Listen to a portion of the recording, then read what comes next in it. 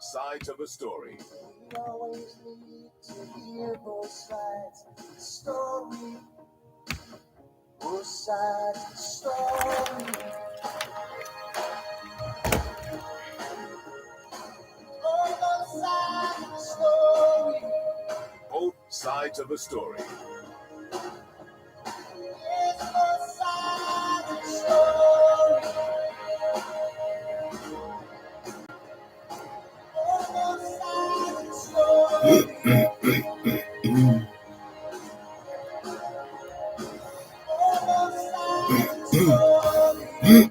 Sides of a story.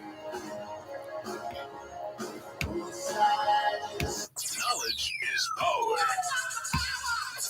Class is in session. Power 106. Two roads diverged in a yellow wood, and sorry I could not travel both and be one traveler. Long I stood and looked down one as far as I could to where it bent in the undergrowth, then took the other as just as fair, and having perhaps the better claim, because it was grassy and wanted weir. Though as for that, the passing there had warned them really about the same, and both that morning equally lay in leaves no step had trodden black. Oh, I kept the first for another day, yet knowing how way leads on to way, I doubted if I should ever come back. I shall be telling this with a sigh. Somewhere, ages and ages hence, two roads diverged in a wood, and I took the one less traveled by, and that has made all the difference.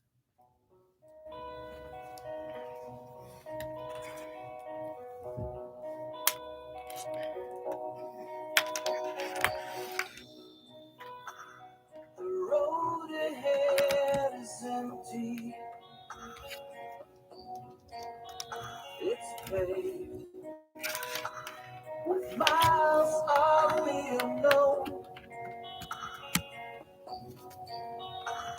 Whatever seems to be your destination, take life the way it comes. Take life the way it is.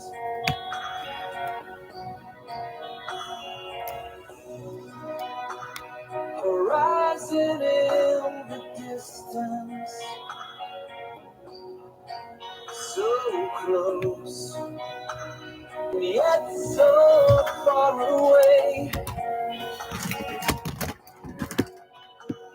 You shouldn't be surprised when on arrival the dream has flown away, and fear's not here to stay.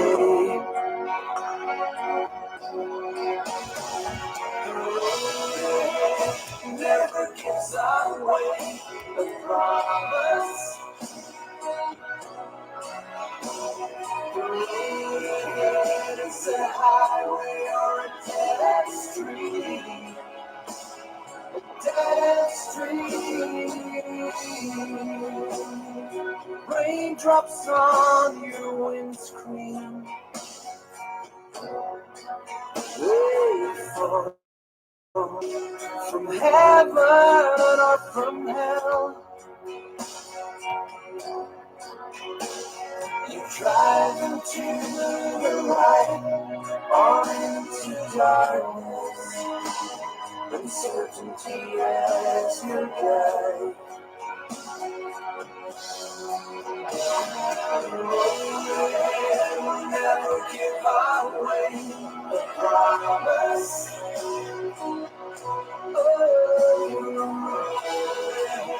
It's a highway or a dead street.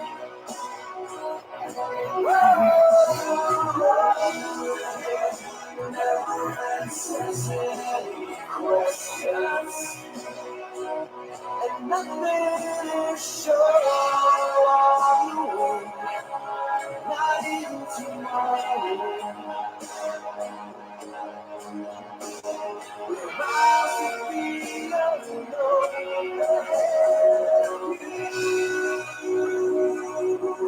Your head is empty. It's paved with miles of the unknown. Whatever seems to be your destination, take life the way it comes. Take life the way it is.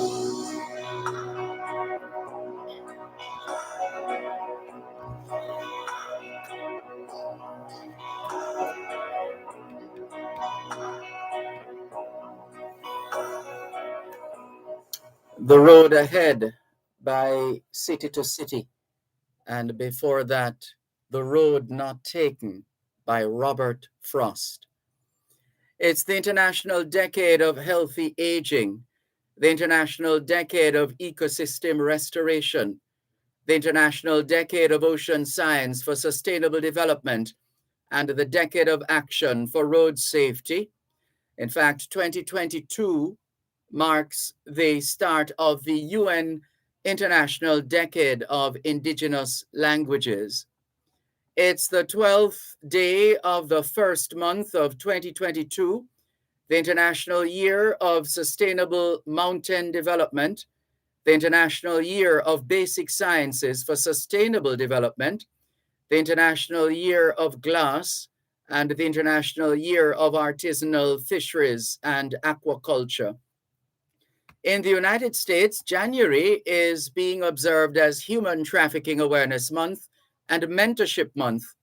Meanwhile, here in Jamaica, the month of January is Soup Month and Earthquake Awareness Month. In fact, we're in the middle of Earthquake Awareness Week.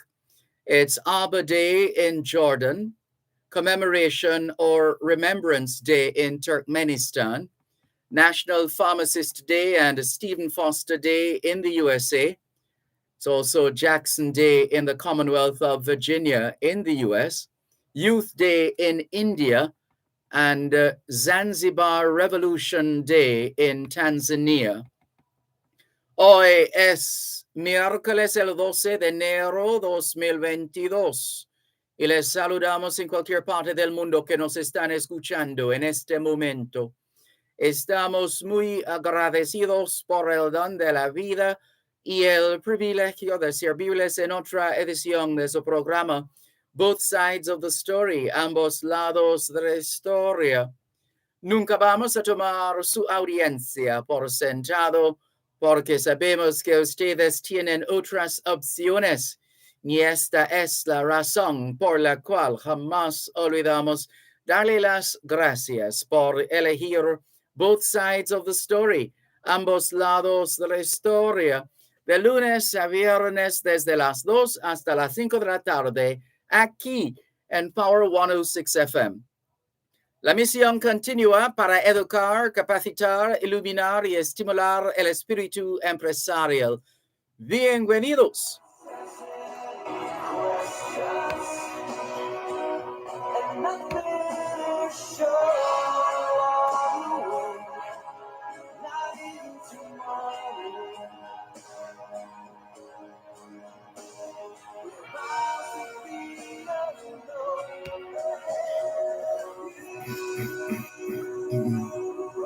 Your head is empty. It's paved with miles of the unknown.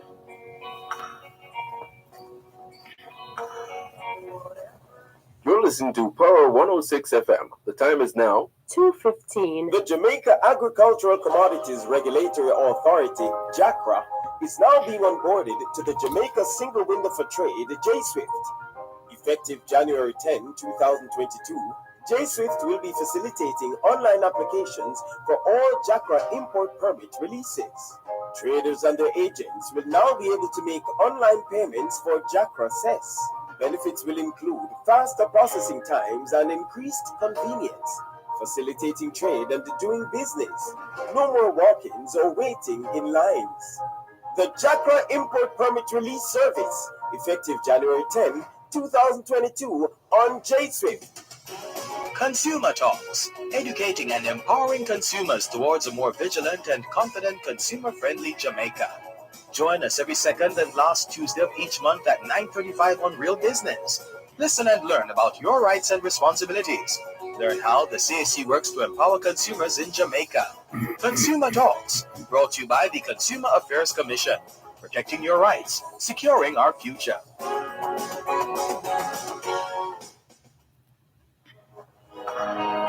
Dream has flown away, and the fear's not here to stay.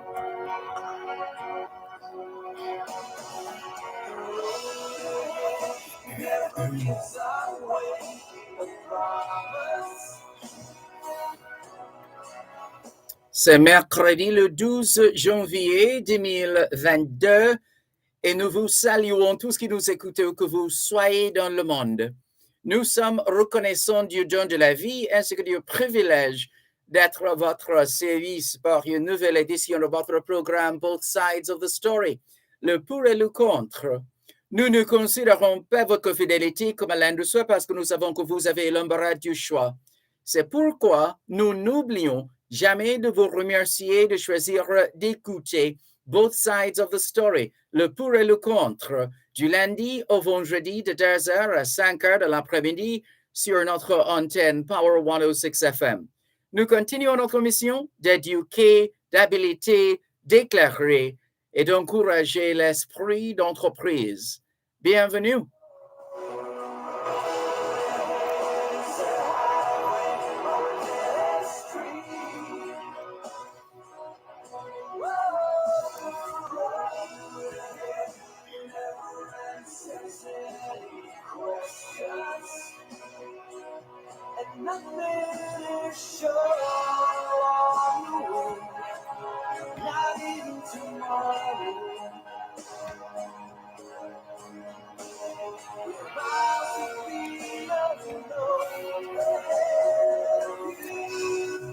All we're saying is it's Wednesday, the 12th of January, 2022, and we greet you well, wherever in the world you are listening to us right now. We remain eternally grateful for the gift of life and the privilege to serve you on yet another edition of your program, Both Sides of the Story. We don't ever take your listenership for granted because we know you have choices. And that's why we never, ever forget to remember to say thanks for choosing to listen to Both Sides of the Story, Monday to Friday, 2 to 5, right here on Power 106 FM. The mission continues to educate, empower, enlighten, and encourage entrepreneurship. Welcome.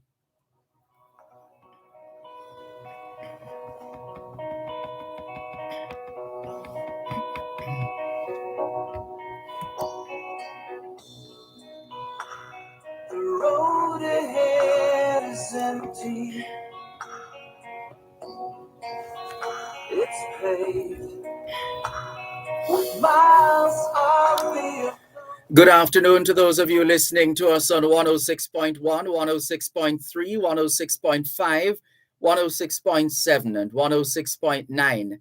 From Moran Point to Negril Point, from the Goat Islands to Galena Point, this is Power 106 FM, serving Jamaica and the diaspora.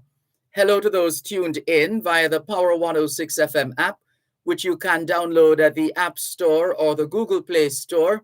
Depending on the nature of your device, downloading is free, listening is free, whenever, wherever. We recognize those who have dialed a designated number to listen to Power 106 FM from the United States and the United Kingdom. Those in the United States who wish to dial a number to listen to Power 106 FM can call 631 359 8281. 631 359 8281. If you're in the United Kingdom and you wish to dial a number to listen to Power 106 FM, your number is 0330 606 0953, 0330 606 0953. We're streaming live video on the Dervan Malcolm Facebook page and affiliated pages. If you're not there yet, log on to Facebook. In the search box atop the page, type DERVAN MALCOLM, and you too will be able to not just hear but see what's happening in the studios of Power 106 FM. We acknowledge those of you listening to us on the Gleaners website, go-jamaica.com. Subscribers to onespotmedia.com also have access to both sides of the story in particular and Power 106 FM in general. What's on your mind this afternoon? The lines are open to you. 876-922-4112, 876-922-4113, 876-922-4114, and 876-922-4115. The text line is the same as the WhatsApp number, which means you can not only send us your text messages, but also your WhatsApp messages, your voice notes, and you can call us via WhatsApp. That number is 876-365-3346. Same number as the text line, 876-365-3346. As we indicated at the start, we opened with the poem The Road Not Taken by Robert Frost and the theme song The Road Ahead by City to City. And it is a timeless, both are timeless pieces. No matter when they were written and recorded, they remain relevant to this day. Because right now we're living at a time, not that we have never lived at a time when we didn't know what's going to happen next. But for the most part, the people were more optimistic, obviously not having to deal with a pandemic before late 2019, going into 2020 and until where we are today. And so that there's an even higher level of uncertainty. What will happen next? Where will the next variant come from? Will we have to go into lockdown again? Well, the Prime Minister has made it very clear that we're not going back down that road in terms of lockdown, the approach of locking down the country. Because the country cannot afford it. And not only from a financial or economic standpoint, but in terms of the psychosocial implications, in particular for our children, if we keep closing the schools. Because already a significant number of our children have been and are still being negatively affected by those school closures. We have learned some more. Not that we have exhausted our learning, but since this whole thing started, we have learned a lot more than we knew before. And therefore, we have to do our best to apply that knowledge to the present and until something else evolves, to the future, something else in terms of another approach or other tried, tested, and proven approaches. So let us see how that goes. So hence our selections this afternoon. The road ahead. Nobody knows what lies ahead. That's just a fact of life. We can prognosticate, we can speculate, we can go as far as to calculate whatever we do. But the truth is, we We never know. We just don't know. But that shouldn't stop us from organizing ourselves, planning our lives, organizing our lives. It shouldn't stop us from preparing, because we know that proper preparation prevents poor performance. So we can just do, again, we recommend the Serenity Prayer. It's always, it's another timeless piece. The Serenity Prayer. It's just straight common sense. So we need to remind ourselves from time to time, as the Serenity Prayer says, God, grant me the serenity to accept the things I cannot change. So it's just a fact of life. There are some things that we just cannot change. So God, grant me the serenity to accept the things I cannot change. Courage, because it does take courage to change the things that I can. A lot of us have found ourselves in positions, decision-making positions, that we can make a change, that we can change certain things, but for whatever reason, we look the other way. So courage to change the things I can, and wisdom to know the difference, because that is what it takes to be able to determine the things we cannot change and those that we can change. Wisdom has to be in the middle there. It's the wisdom that is going to help us to determine and to be sure what are the things we cannot change and the things we can. So God grant me the serenity to accept the things I cannot change, courage to change the things I can, and wisdom to know the difference. How about that? Let's greet those of you who are already online before we get into the gravamen of the program. Norman Hines in St. Thomas, good afternoon. Always good to have you on board. Cherry Henry, welcome. Audrey Smith in Southampton in England says, afternoon, Dervan and listeners. Happy Wednesday to all. At present, our Prime Minister is in hot water. Where did the message go? Come back here. At present, our Prime Minister is in hot water over the parties he had, whilst he told the rest of the country to only, this is in reference to Boris Johnson. This is Boris Johnson in the United Kingdom, the Prime Minister, UK Prime Minister. At present, our Prime Minister is in hot water over the parties he had, whilst he told the rest of the country to only have one person to have as company during the lockdown. What a shambles. They now want him to step down. I thought that had died, but apparently the English people won't let it, the British people won't let it go. And that's what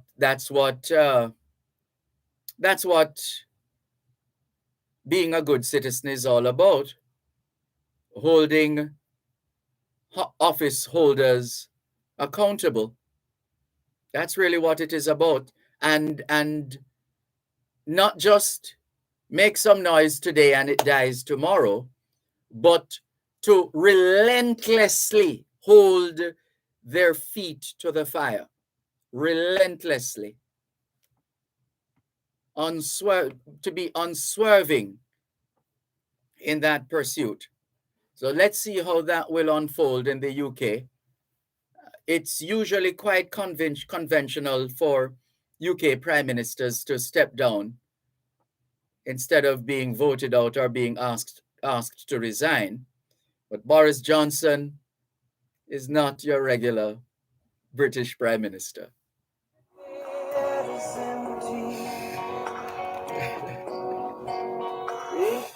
You're listening to Power 106 FM. The time is now 2:20. The Jamaica Agricultural Commodities. I held that back. I don't know.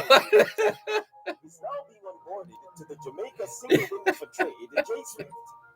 Effective January 10, 2022, J Swift will be facilitating Yeah, online yeah. applications for all JACRA import permit releases. Traders and their agents will now be able to make online payments No, for sir. JACRA cess. Not them. Not that Faster type. processing times and increased convenience, facilitating trade and doing business. No more walk-ins or waiting in lines. The JACRA import permit release service, effective January 10, Never. 2022. On Never. Even now. He- Well, you said that a long time ago, so let's see.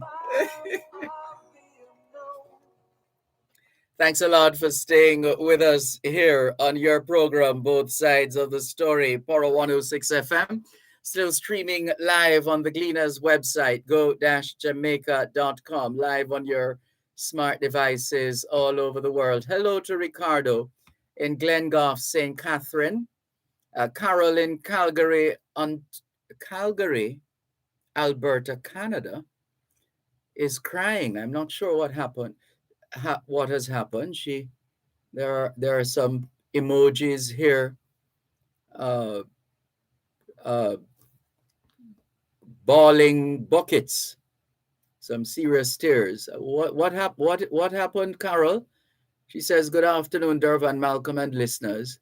But I haven't seen anything else outside of the bawling emojis. Please fill us in, Carol. Merveline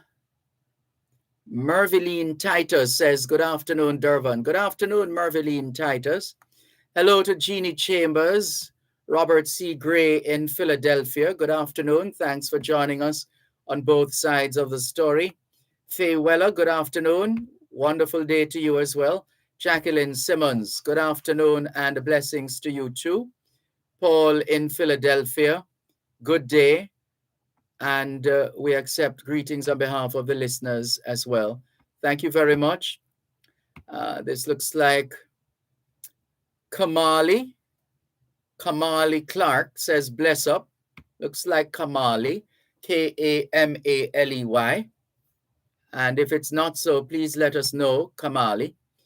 And Robert C. Gray says, "Get the likes on Dervan Malcolm's YouTube, up to 1,000. He needs 98 more subscribers." Oh dear, we can't pay for that kind of assistance, Robert Gray. Thank you very much. We haven't been marketing it or publicizing it, but all we have been saying, those who wish to subscribe, please subscribe to our channel, the Dervan Malcolm YouTube channel. There's no cost involved, no strings attached. And if you don't feel like subscribing, more power to you. You're not obligated to.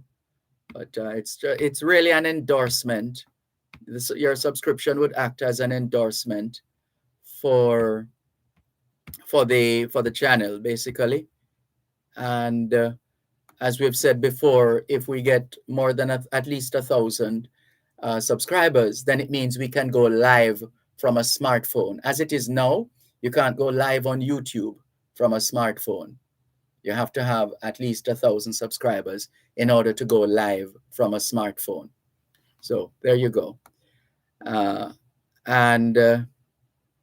Kamali confirms that I pronounced his name correctly. Happy to hear that, Kamali.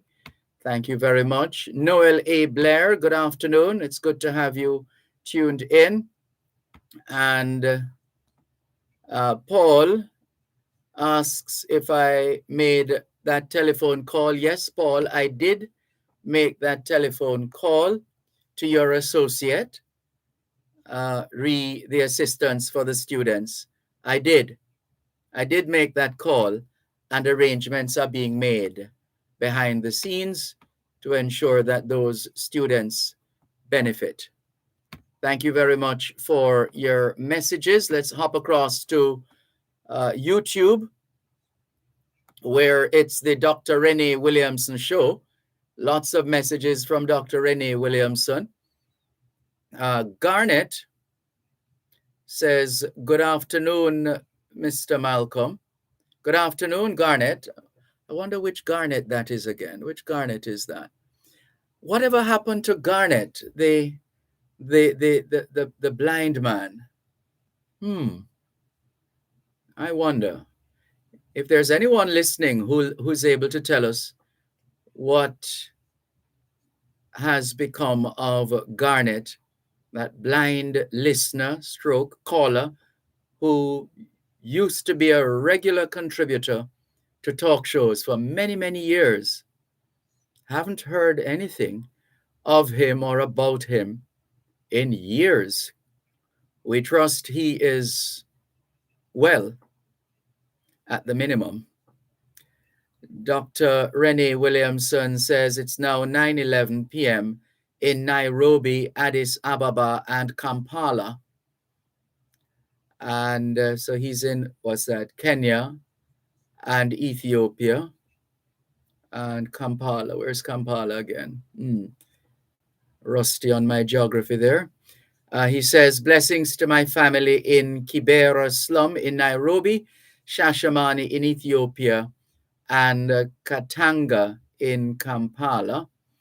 He says, this Friday, 11 p.m.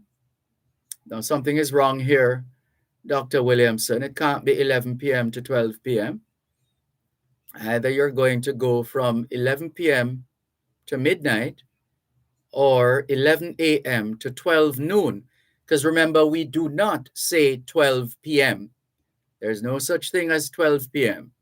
It's either 12 noon or midday, or for emphasis, 12 midday. But midday already is a giveaway that it's the middle of the day. So midday or noon.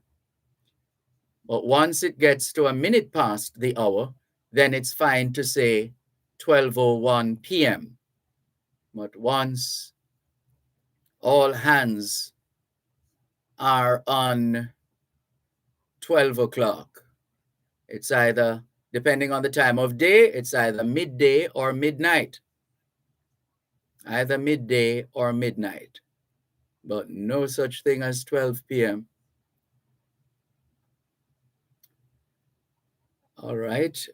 Anyway, so please update your message, Dr. Williamson, with respect to the time of that event in Trenchtown. A donation will be made to national, well, it must be 11 a.m. to 12 noon. It can't be otherwise. Because I don't see you making a donation at 11 o'clock in the night. So this Friday, 11 a.m. to 12 noon, a donation will be made to National Baptist Basic School in Trenchtown, and the presentation to Chairman Dr. Henley Morgan and Principal Pauline Faye Davis, part of the 130,000 Jamaican dollars pledged. And Dr. Williamson says, also made in recognition of Jaheim Bogle, the 10-year-old murdered while riding his bicycle in Trenchtown in July. One student fees for NBBS, not sure what that is, per semester is $6,500. So we will cover 2 children per month. That's 6,500 Jamaican dollars. Well done to you and your team, Dr. Williamson. And Ms. Lynn Jamaica Thompson says, Happy New Year, Dervan.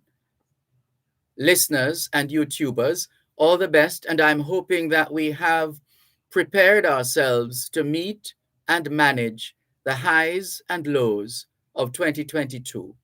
Peace, love, and blessings. To you too, Miss Lynn Jamaica. Garnet Williams is in Long Island. Thank you very much. Of course, same Garnet Williams, who lives in Long Island but works in New Jersey. Thanks for that reminder, Garnet Williams. And Dr. Renee Williamson confirms that the presentation of that donation on Friday in Trenchtown is from 11 a.m. to 12 noon. And he also helps us to refresh our memory that Kampala is in fact in Uganda. Thank you very much. It just wouldn't come at the time when I needed that information to come to me. Paul says, okay, thanks. Inez Ayona Campbell says, good afternoon, everyone. A warmer day. It is today, 35 degrees, and that's Fahrenheit, feeling like 24 degrees. Unlike yesterday, it was 15 degrees. Ouch. In Bridgeport, Connecticut, goodness, feeling like 1 degree then. So I'm living in a freezer box, but I'm making the best of it. And we trust we're helping you by transmitting some warm Jamaican sunshine to you, Inez Ayona Campbell in Bridgeport, Connecticut. Please continue to stay warm and stay safe. All the very best. Let's continue with more on your program, Both Sides of the Story, Power 106 FM. I'm not sure what to make of that rush that we saw on TV news last night with respect to the national ID, the national identification cards, the rush on the offices of the electoral offices in Manchester, in Mandeville, Manchester, and what was the other location? There's another location, and I'm not sure what to make of it. Is it that? Well, I think the electoral office, because we did interview and we did request another interview for this afternoon. I haven't seen hold on, let me see. Oops. Didn't pay attention. Yes, indeed. In fact, there. Apologies to the team at the electoral office. They did send me a confirmation of the interview. Oops, which should have been at 2:15. Let's see if we can do that after the break. Let's see if we can do that. Well, first of all, to find out if Mr. Simpson is still available. Earl Simpson, the Deputy Director of Elections. Sorry about that. I was expecting a call back as opposed to, yeah. Let's check on that and see. So we can get a better understanding of what that was all about. But clearly, it has implications for the next election as well, whenever that is, in terms of people, if even out of enlightened self-interest, because as some people were saying, they needed that new ID to collect the little money that they need to collect at the remittance agencies like Western Union, and we can say Western Union, they're one of our regular sponsors here on Power 106 in general, and Both Sides of the Story in particular, as well as the Jamaican Diaspora Live Online. So there is that, but it also puts more people in a state of readiness. Not that they wouldn't be able to vote without the card based on the system, but I'm just saying we're anxious to get some information as to why that this rush at this time as opposed to before now, because we hadn't heard of that kind of a rush on or run on the electoral offices of Jamaica. But some people say, of course, it's because the ID is free. That's one of the reasons why everybody wants to have one. But we'll hopefully, sorry about that, Earl Simpson of the electoral office, Earl Simpson, Deputy Director of Elections. We hope you're still available when we call in just a moment. Yeah, let's take the break and come back.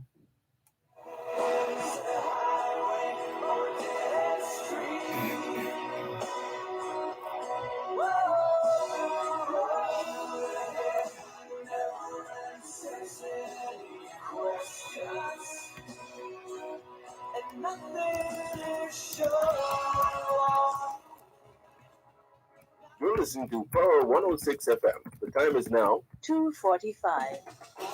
Consumer Talks, educating and empowering consumers towards a more vigilant and confident consumer-friendly Jamaica. Join us every second and last Tuesday of each month at 9:35 on Real Business. Listen and learn about your rights and responsibilities. Learn how the CAC works to empower consumers in Jamaica. Consumer Talks, brought to you by the Consumer Affairs Commission, protecting your rights, securing our future.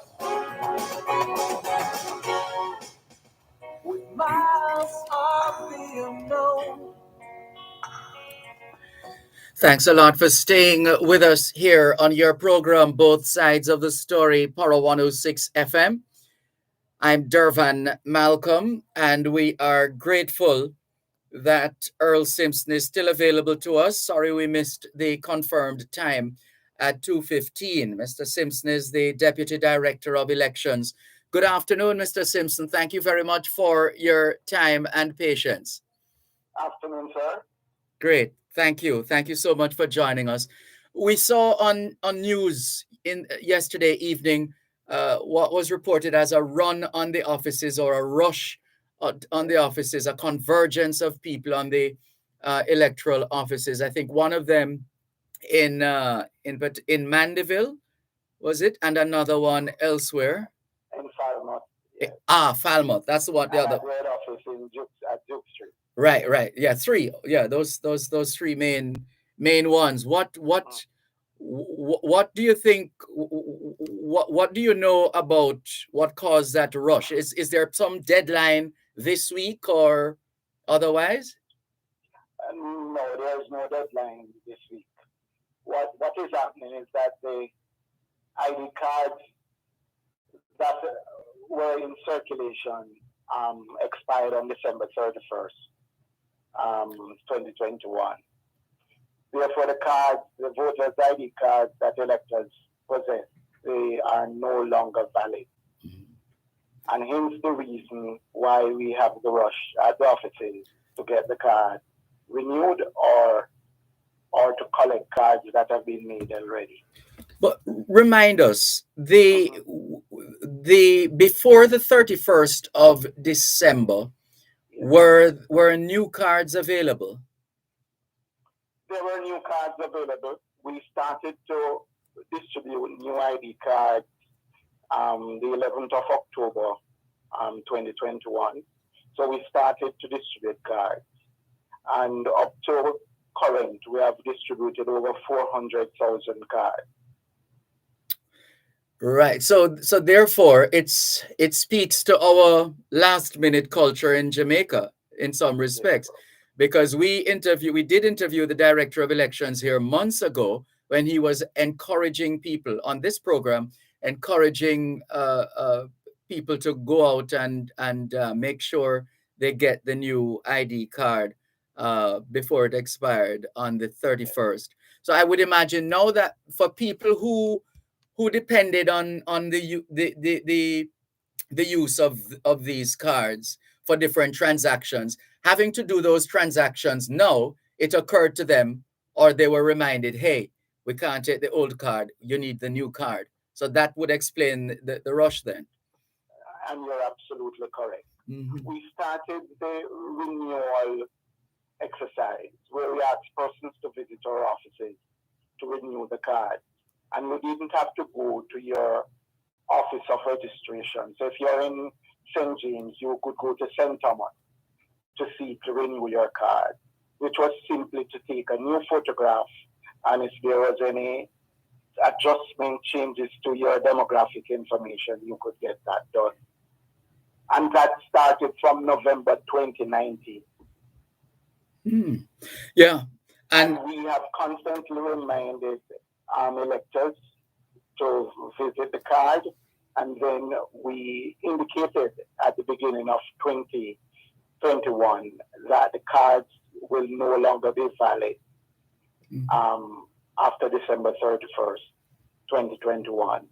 And we know the importance of the card for identification purposes, because in truth and in fact, the electoral ID cards are for voting purposes, but we know the importance of it, especially for those persons who do not have any other identification. Right.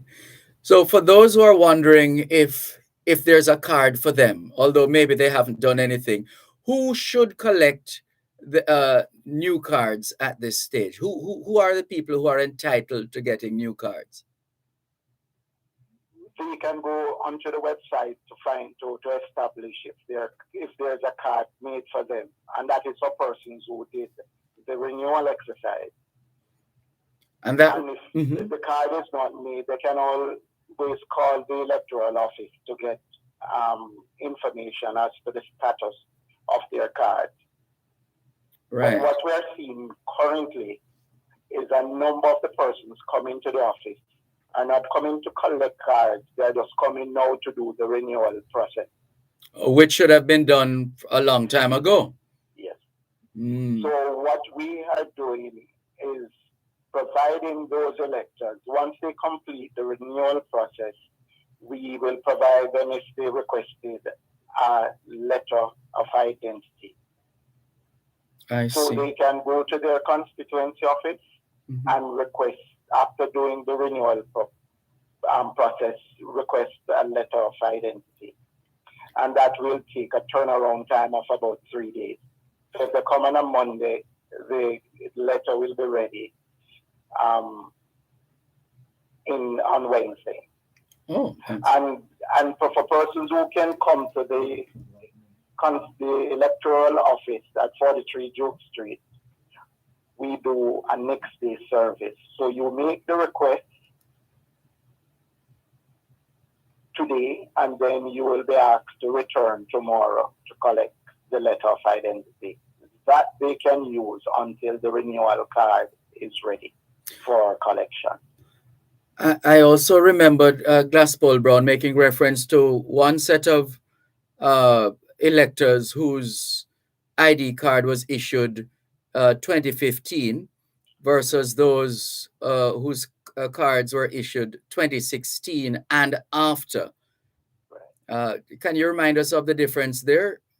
Oh, so if you apply for registration and your name appear on the voters list in 2016, then there's no need for you to come to take a photograph. That new card will be automatically made for you. Okay. So if your registration is in that timeline, there is no need for you to come. The card is there. So all you need to do is to check the UJ website to establish that you're on it. And then you can collect the card where you ask that the card should be sent for you to collect it. Right. And what are the general hours of operation at your offices across the island for the yes, go ahead. Mondays through Thursdays it is 8:30 to 3, and on Fridays it is 8:30 to 2:30. But once electors are there to collect their cards, we will facilitate them. We will ensure that they receive the card. And I also, sorry, go ahead. And we have also, we started from last year where we have satellite sites where we visit locations within the respective constituencies that we announce via town crying and other public education medium. Mm-hmm. And then we deliver cards to those locations. We do renewal and so on there. But it's usually through the constituency offices, or yes. But for persons who requested renewal, they determine where they want the card to be collected. So if you want to collect it in the constituency in which you're registered, the card is sent there. If you did it in another constituency and want to collect it at that constituency office, then the card is sent to that office for you to collect. Are there particular arrangements for for our senior citizens and other members of the public who have peculiarities with respect to their movement and just general physical state? And we do. We have what we refer to as delivery at ID card at home. We will do registration at home. We'll do renewal at home. Oh, that's very impressive. So you actually go to people's homes as opposed to the people being transported to you, those who are not able to walk, for example. But for that to happen, the elector must make a request to their returning officer. And explain to the returning officer the reason why they can't. And once the returning officer accepts the reasoning, then an arrangement will be made to deliver the card or to do the renewal at home. And that is mostly for persons who are elderly, incapacitated, etc., in nursing homes, you name it. Yes. And these returning officers are always available? I thought that was a voluntary position. No. They make the request to the returning officer through the respective constituency office, the returning officer's office. So even if the returning officer isn't there, there is always staff there to take the request, and then the returning officer will act on the request. Got you. Now, for those who need to pick up their new cards, what do they need to take with them in order to pick up the new cards? We ask that they take the renewal receipt that they received when they make the request, and also the old ID card. But if they don't have any of those, they can show up, because we will be able to identify them. And if a card is there for them, then we'll issue it to them. And for those who would like to, maybe they're just tuning in, so they missed most of what we have said already, but recognizing what we're discussing, where can they go to get more information, or just to inform themselves about what they need to do in order to get their ID cards? As I indicated, if they go on the EOJ website or they call the electoral office, they will be provided with the information that is required. And just to advise the electors that the renewal process and the distribution of ID card will continue. There is no cutoff point for that.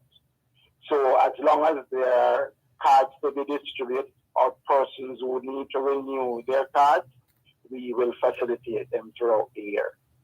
So there's no cutoff date for that. Even if a local government election date is announced by the 27th of February, right?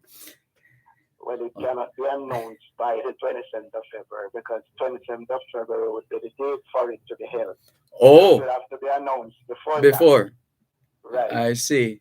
We have the cards to distribute, and we will be putting systems in place to ensure that those cards are distributed to the electors as quickly as possible. But for the time being, we are treating with persons who I had said previously are now coming to the office to do the renewal process. That process, it will take about 2 months, within 2 months, for the card to be ready. It could be ready earlier than that, but we have it as within 2 months. And then what we will do in the interim is provide them with a letter of identity. So if they want to use it to do their transaction, then that letter can be used. Well, your intervention this afternoon has been very, very useful, very helpful. And we want to thank you, Earl Simpson, for helping us to understand what we saw on TV. So there is no deadline for pickup. Ideally, you would love for the electors to visit the pickup centers and just get that out of the way. But you're not going to shut out anybody to say no, time has passed. And we're imploring, asking electors to observe the COVID-19 protocol. That's an important point. Can you hold it there for a moment? We're up on the time.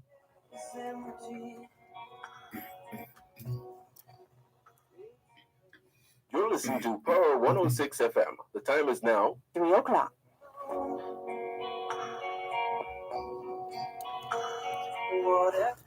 Thanks for your indulgence. Listeners, Earl Simpson is Deputy Director of Elections. Before we go back to the COVID-19 protocols, there's a message here on WhatsApp. Good afternoon, Mr. Malcolm. Please ask if a wife can collect her husband's card, her husband not being well. That's a yes? No, we issue cards directly to the elector, and you can understand. Yes. Because for identification purposes, among other things, and to security of the card, we deliver the cards to the elector.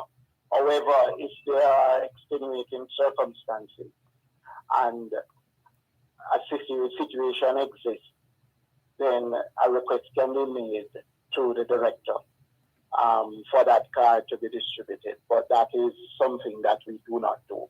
The card is issued to the elector in person. That position is quite clear. Here's another one for you. Good day, good afternoon, Mr. Malcolm. My ID was issued 2008. Since then, I have developed disability and can't climb stairs. Got my answer for the at-home registration, which is my best option. I'm in, she has given us her address. We won't give that out on air.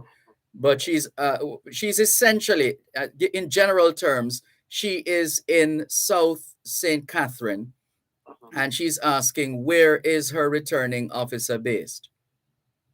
It is, I don't have the plaza in front of me, but it is, I think it's the Pines, Portmore Pines. Portmore Pines Plaza? Pines Plaza, right. Okay. That's where the returning officer is. All right. That is if she is in St. Catherine South.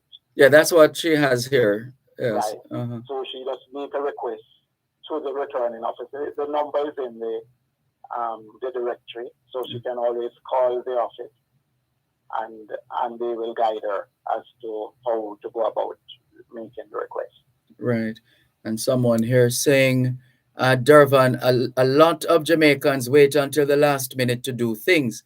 The electoral office had made it public that the cards were ready to be collected some months ago. The offices were even open on Saturdays to accommodate this. I forgot about that. Even Saturdays as well. Yes. Oh boy, what more can we do to help our people? But you don't have to respond to that, Mr. Simpson. But right. And so to the COVID-19 protocols now, that's another thing, because it's one thing to have, do you plan to make any adjustments at your offices to enhance the level of compliance with respect to COVID-19 protocols? One gets the impression that those on location have been overwhelmed. We have asked the electors to comply. We have put in tents where tents can be erected, chairs, and we have our protocols in terms of social distances and sanitation and that sort of thing. Problem we are having is that we have persons crowding the doors to the office, wanting to be attended to first. And all we are asking that the electors cooperate, line up, and they will be expedited in a short time. Good. Well, again, unless you have anything else to add to what we've discussed so far, we'd like to thank you very much once again for your time, and our regards to you and the entire team. And we trust that people will just try their best to, not in a rush, but in an orderly way, to go ahead and get their cards. Thank you very much once again, Mr. Simpson. Thanks for having me. It's been a pleasure. Take care. Okay. Bye-bye. Mr. Earl Simpson, Deputy Director of Elections. No, Jamaica, it's a serious thing though, I don't think it is so embedded. I don't think it will ever get out of our system. This thing of time, and I've talked about it before on this program, that say what you want to say about our colonial masters. They did put a clock in pretty much in each town or town center. And then by the time they exited the scene, so to speak, those clocks, some of them continued working, but no, there's hardly one that works. I think there's some work was done in Crossroads. So I've heard the Crossroads clock chiming. I've heard that one. Halfway tree clock is in limbo. And there are other clocks that are not functional. And my thing always is we need to know the time. I'm just saying, I can't operate on any given day without knowing the time. Time is everything. Time is life. Time is death. Time is money. Time is everything. And we need to give more regard to timeliness, to punctuality, to I think just timeliness. Arrangements are made over a particular period of time, but we don't do anything, or we don't make any move to go and get whatever we need to get done, or whatever we need to get. We don't make any moves until the last minute.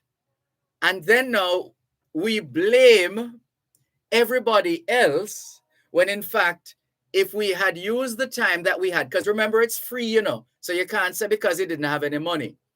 Mind you, depending on where you are, you may or may not have to take a bus or a taxi, or perhaps even walk, depending on but usually these offices are within a certain radius that is not far-fetched, because they're supposed to ensure that the electors are properly served. But it can't be that we have all this time and then all of a sudden everybody rushing, and then we have the bundling that tends to take place in this time of COVID-19. And we know we have some unruly people, too many of those, who are not prepared to join the line, and who are not prepared, having joined the line, to ensure there is a safe distance between them and others. And we would hope that they continue to wear the masks and do all the other things that need to be done in terms of sanitization and just being careful how they interact with people. But we have to do better than that, Jamaica and Jamaicans. The last minute thing, it's apparently part of our culture, believe it or not, even though there are those of us who don't accept that. But we have to change that. We have to be more responsive. And some people argue that that's why people take step with we. Because we just sit down and take it. Because we say, me can't bother. So matters that we could pursue in court, and those who we could take action against, we can't bother. No, sir. We can't bother with that. And that kind of attitude, well, no, so it go. If I saw it for go, then I saw it for go. That attitude is going nowhere. When it's time to get things done, let us get things done. Otherwise, it's going to be a long, long walk to get back to anywhere, because we would have been left so far behind. Come on, Jamaicans. The last minute thing is not help. And I would understand if it's a situation where money is involved, because we know how it is for some people.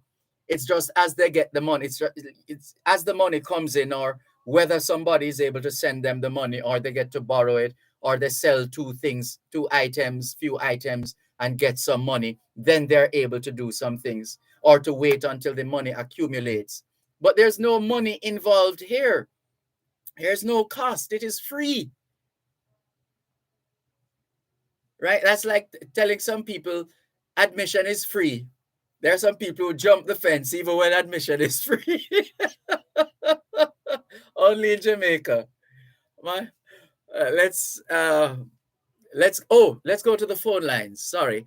876-922-4112-5. Good afternoon. Thanks for calling. I am giving thanks for life. And you? Listen, you know what has happened? I've identified a certain amount of cowards, political cowards, religious cowards in Jamaica. Yes. Now, take for instance, this thing about the British monarch being expelled from Jamaica. I have some questions, just a few questions to ask, because there's a movement which will be established to maintain such monarchy. It's called Jaffa Primo. Called what? Jaffa Primo. What on earth is that? Jamaica for the maintain for the British monarchy. Jamaica for British. Oh, that's your organization? That's my organization. That's a movement being established. Let me ask something. All right, let me get that again. Jamaica. Jaffa Primo. Jamaica for British monarchy. For British monarchy. Yes, all in capital. Yeah. Now listen. The objection never bear good fruit. We ask the question: what does the British monarchy, as head of state, does to dwarf Jamaica's economic, social, religious, and cultural development? Does the crime problem in Jamaica can be blamed on the Queen being the head of state? The poorly maintained hospital and school, it is because the Queen is the head of state.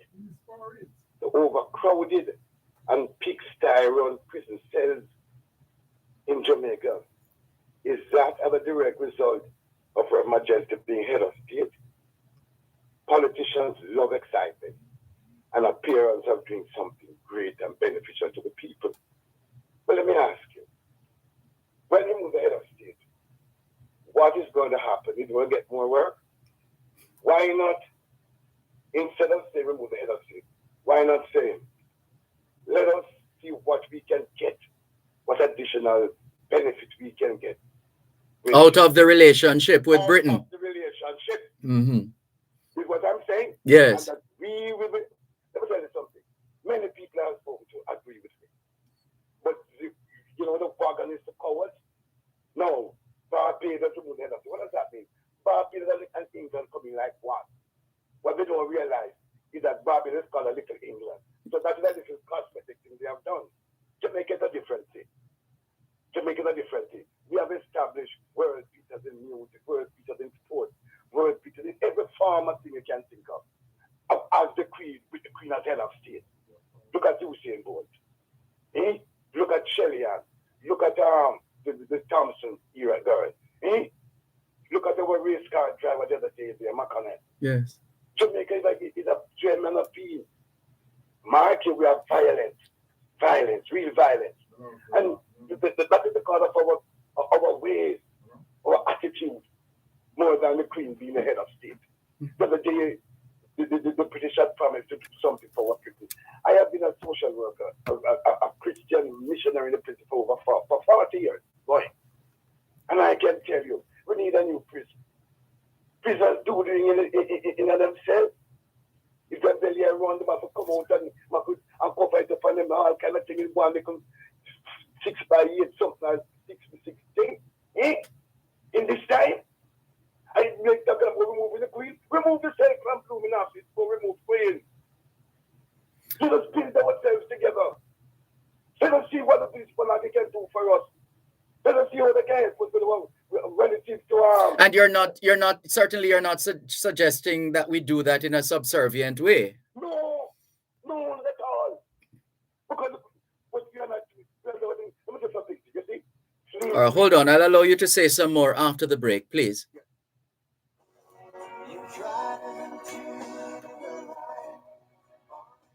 You're listening to Power 106 FM. The time is now 3:15. Attention seniors. The Ministry of Labor and Social Security is now accepting applications for the social pension program. If you are 75 years or older and do not have a pension or steady income, you should apply. Take your government ID, birth certificate, NIS and GRN cards, and your bank account details. Remember, if you receive PAB or poor relief, your benefit will be transferred to the new program. For more information, call 876-922-8007. The Social Pension Program, caring for our elderly. A message from the Ministry of Labor and Social Security.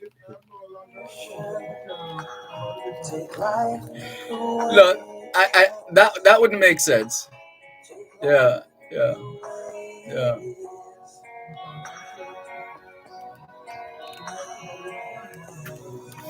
But I guess, I mean, you can engage any country anywhere in the world on a professional level, you know.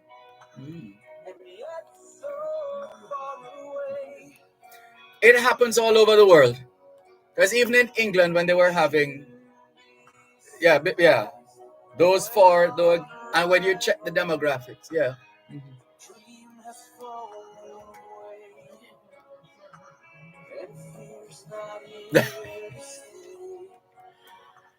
Thanks a lot for staying with us here on your program, Both Sides of the Story, Poro 106 FM. I'm Dervan Malcolm. Thanks for holding. Please continue. Yeah, there's a lot of time.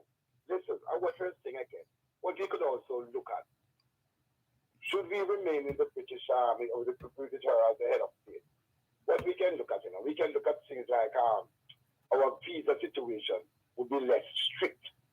Our educational, going to university. How would it help me to understand the visa situation there? Because we can claim a certain amount of I don't want to say it's royalty, a certain amount of Britishness, then in inverted commas, Britishness, in that the head of state is a queen or the king. But that hasn't made a difference up to now. Britain has been quite clear about protecting its people and its territory. This is just one of the things, because it's one of the things which can be an offshoot of it. So I'm saying also education, going to university, helping out with university studies, doing something in regard to that. If you remain loyal, then we have certain things for you to benefit from. Some time ago they offered to build a prison here, and they were saying that that's all I'm offering to do. Let me remind people, most countries of this world were under slavery, came under slavery sometime or the other. Most people, black, white, green, pink, the other particular slavery which I use to remind people. Yes, people's hands were chopped up when you jump off the ship and you're trying to come back. But let me say this to you. There was a part of this slavery here. It was Rome, I think it was. Yeah, Rome. There was a man who was caught in a loving relationship, which is employers. The slave was having a sexual relationship with an employer. They caught him. And you know what they did to him? Part of the punishment, while we here in Jamaica could get women to lie down with that slave to get more slave up. You know what they did with him? They threw honey on his sexual organ, dug a hole. I hope that might be a little too graphic for our audience at this time of the day. But yes, to make use of that. You know what I'm saying? And these things are documented. What I'm saying, we don't exactly embrace slavery, no. But what you must remember is that every nation on this earth, every people, every complexion were once slaves. And where you come from it, they being our slave masters at one time.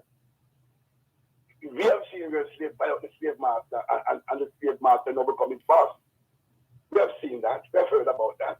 We have seen where they used to work at the house and should buy the house for our employer. You said it. We have seen that. The growth of the human is not tempered, nor is it hindered, nor is it blockaded, nor is it corridor. It goes on and on and on. This adversity comes success many a time. Look at the little baby who was born in a cow pen. Part of its flooring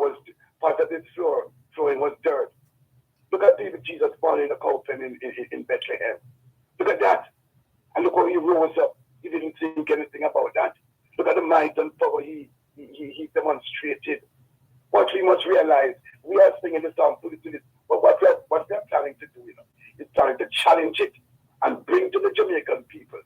Because Jamaican people think like that. So you're planning to challenge the proposed move away from the monarchy in Jamaica. Because they can't arbitrarily. They have to call a referendum. Because we're going to have to sit in the parliament one day and some people pretend they say, oh, it's better. And there's something to Dervan. I am a Cuba trained bigamist. I was a part of the People's National Party for a beginning, a friendship that went to Cuba. And we were black and ready. When I look through everything, and that's 40 years ago, 76, 75, we left 75, the 8th of May, 1975. We can't go near. And I spent over just under 2 years there, getting the understanding of a social understanding of communal movement. Not to fire gun until learn to do this. I don't know about that part. And to hear me coming down and say this, it shows you the travel which one has made and the clarity of mind and the fixity of a purpose towards communal understanding. Let me say that to you. Because we would say, but they were blood, wiping people is worth it, not right now. Are you able to say to give us an idea of the demographics of your movement?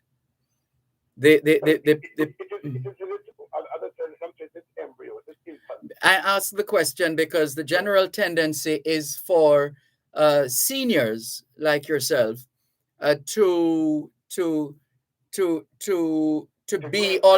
romanticize the association with the monarchy, and would naturally want to keep that, because we saw that in the United Kingdom with respect to a large extent in the UK with respect to Brexit. I applaud that, but the applause will be so strong. Seeing that one is coming from a communistic, socialistic understanding as my base. I am a communist, I myself, I don't put others. I am a communionist, what you would call communist, but I believe in Jesus Christ and the Father and Son. I believe in God the Almighty. I believe in the Trinity. I preach the Trinity. Otherwise, because I'm a communist. But I don't push communism to other people. Yes, I am. And a proud one. But let me say this, and I live that lifestyle. So what I'm saying to you, it's something what I've been through, looking at it. While I was in Cuba, what happened one day? They actually Laro with some Jews was held up. And what happened was that the plane, it was the plane, NTB thing. And when I read the Cuban paper and saw the bravery of the Israeli commandos, I jumped and I said, yes, after the victory, yes, after the victory. And everybody looked at me and said, I was on a building site. They keep up. And I said, Mina, los soldados de Israel. And the man said, they said to me, oh, Zion is dog. I said, no. They are brave and they are committed to it. I shouted out in the midst of there. Yes. No support. Well, speaking of support, let's see how much traction you get. But traction, I get it. We were going around the place. Let them know. Said no, what's up? Right. Make the hospital then. With the hospital, them better. What are you going to stop fire? Right. So you're pretty much saying, as my late mother would say, 6 of one, half dozen the other. It's neither here nor there. 9 of one, 3 of the other. Can we leave it there for today? Perhaps you could call us back another time and update us on the progress of your movement. All the best. We hear you. Thank you. Take care. This is your program, Both Sides of the Story, Power 106 FM. Hello, good afternoon. Thanks for calling. Yes, sir. Afternoon, Brother Dervan. I'm happy. Mr. Mills, is that you? Yes, sir. It's been ages. Good to hear your voice. Happy New Year. Happy New Year to you and your producer and everyone in studio, sir, of my station. I know I don't call, but I really listen. And I hope for you for a better year. Continue with the same word. In Jesus' name, sir. Amen. Thank God. I just called to tell you, no, last year, let down cable and wires. They put a wire from my pocket and leak out my TV. Oh no! And but how do you know? Hold on, Mr. Mills. How do you know that the damage to your television set is directly related? Oh, you're not hearing? We're hearing you clearly. You're not. Are you hearing us any better now? Yes, a little better. Yes. Yes, sir. And I buy another TV. And the other day I see they come back and then put another wire upon the pattern. And when I turn on the TV and I call in there about 4 or 5 of them, sir. And I call in them, say, come here, man. What you running there? What you running on it? And they don't pay me no mind. I said, come and look, no man, and I turn on the TV. And right now the TV is gone again, sir. The other TV is gone. So I got a white color and other color, only words, but I don't got no picture, no. Right now it is. And well, they don't have an. Do they have an office near you? Do they have an office near you? Is there a flow office near you? Hello? Terribly sorry. Let's see if we can talk with Mr. Mills off air. He's having hearing issues there. I'm not sure what's happening or not happening, but one would first need to establish, just take his number off air. Let's see if we can communicate with him off air, since we're having a problem on air. But one would have to first establish that affixing a particular cable to that pothead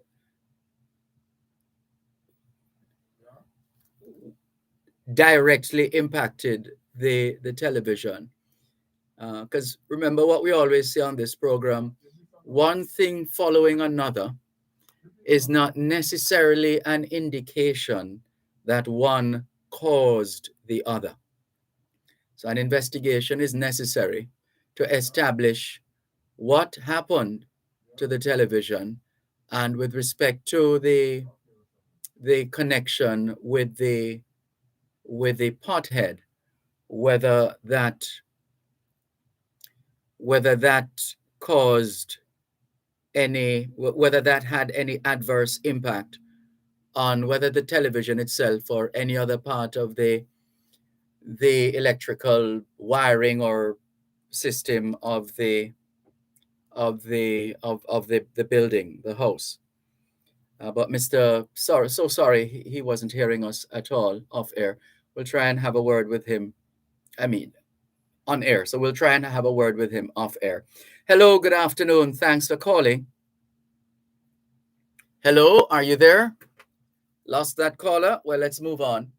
876-922-4112-5.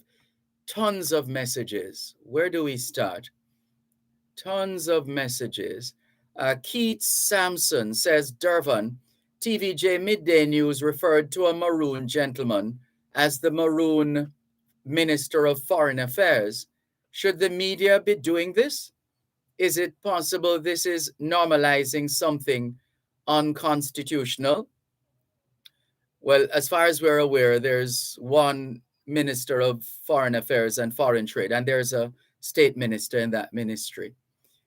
Any community, any group in Jamaica can have members or representatives or members of an executive, not least of all the maroon community. There are people who hold positions within that community. And so those positions are directly related to that community and the operations of that community, as opposed to the state. One moment, please.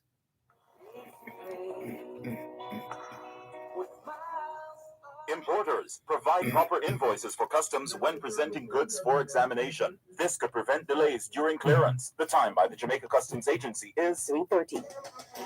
Consumer Talks, educating and empowering consumers towards a more vigilant and confident consumer-friendly Jamaica.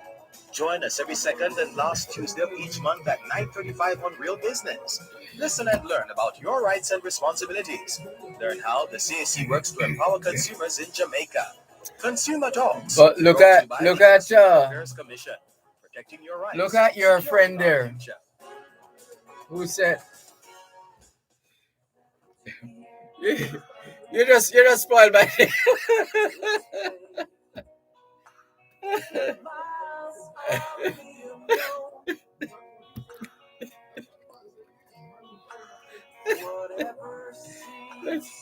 Let's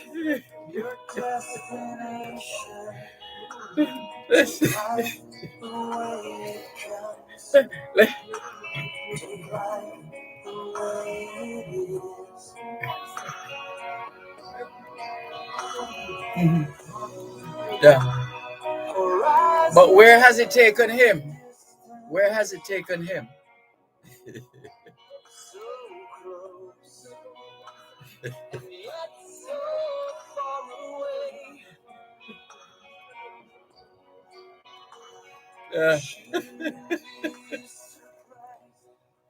Thanks a lot for staying with us here on your program, Both Sides of the Story, Power 106 FM. Right. So, as we said, any group of people within a community or an organization can assign duties to the individuals who make up that community. Now, on the face of it, Keith Sampson is saying, but hey, why is TVJ normalizing something that is unconstitutional? There's nothing unconstitutional about someone being appointed the Maroon Minister of Foreign Affairs, because then they have to relate to international organizations. For example, the UN, which designates certain cultures, cultural retention, certain groups of people as being indigenous or otherwise a part of cultural heritage, and therefore that is preserved. So you would have that interface between a representative from the Maroon community and such a body, for example. But you could also have exchanges and engagements involving members of other Maroon communities outside of Jamaica. And that would make it foreign affairs, wouldn't it? And so one can't argue with TVJ referring to the individual as Minister of Foreign Affairs, because that's how the individual introduced himself to the news presenter, to the reporter. And so it's not a misrepresentation. The individual identifies himself as the Maroon Minister of Foreign Affairs. And so Keith Sampson sends us a rejoinder. He says, or he asks, do we have in this space one foreign minister for Jamaica and one for Accompong? Well, there's one foreign minister for Jamaica, as I said, a minister of foreign affairs and foreign trade, and a minister of state. And yes, there is a foreign minister, according to the individual who introduced himself as such in the interview with the reporter from TVJ. So yes, there's a foreign minister for Accompong. Yeah. Don't expect Keith Sampson to accept that, but that's what it is right now. Donovan Campbell says, good afternoon, Mr. Malcolm and listeners. It's good listening to you another day. Thanks for the information you provide us with each day. God bless.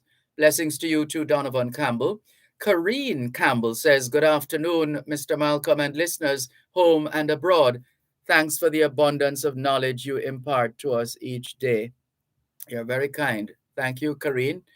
The Bible Quiz channel says a pleasant good afternoon. So here's something now, Bible Quiz channel. It's a little superfluous to say a pleasant good afternoon. I know we have had news presenters in this country for decades who would introduce the news as such. A pleasant good afternoon. It's superfluous. It's a little too much. Good afternoon is still good enough. Good afternoon. I'm so and so, and here's the news. Good afternoon. Or if you would like to say a pleasant afternoon to you, you could. But to say a pleasant good afternoon, it's a little too much. It's a little too much. And there's another thing I've heard. There are presenters who are reading death announcements, and they come upon a three-letter word, N-E-E, and they pronounce it as if they are referring to that part of the body which is spelled K-N-E-E. Let's be clear. If you're reading a death announcement and you come upon that three-letter word, N-E-E, it's a French word. The root verb is naître, to be born. Naître, N-A-I-T-R-E, and there's a peculiar sign over the I. Naître, the French, to be born. The past tense of naître is N-E-E, which is pronounced né. There's an acute accent over the first E. So it's pronounced né, and that means born. So when they're reading the death announcement, and they say John Brown, not John Brown, let's say Mary Jane or Mary Brown, née Thompson, what they're saying is that the person is Mary Brown. That's her name that she's using or has used up to at the point of her death. She was Mary Brown. She was Mary Brown at the time of her death, but she was born Mary Thompson. So that's what the name means.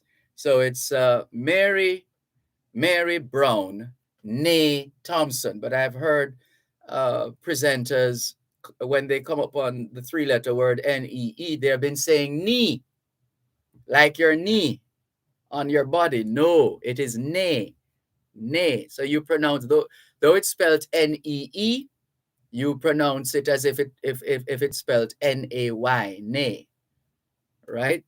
Yeah, just thought I'd use the opportunity to get that in. Anyway, let's go back to the message. So the Bible Quiz channel says we can, thanks, where is it? Right, how are you? Right, so good afternoon, as we said, is good enough. How are you? And I'm fine, thanks. I'm fine, thanks. And Bible Quiz channel says, good afternoon at Karine Campbell and Donovan Campbell. Donovan Campbell says, good afternoon. Karine Campbell says, good afternoon. Bible Quiz channel says, we can hear your conversation during the break. Mute your microphone. No, if I mute my microphone, you won't be able to hear anything, and then you're going to complain.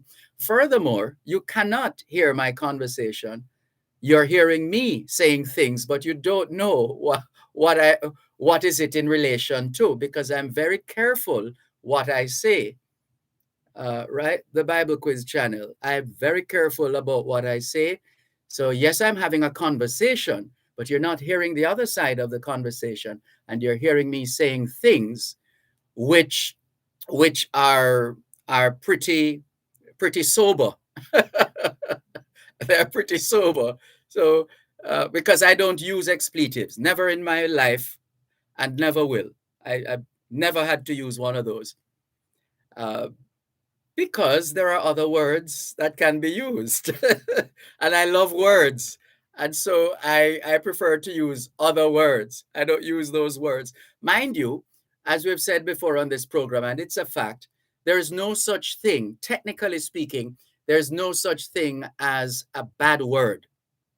There's no such thing as a bad word. Societies create what are called social constructs.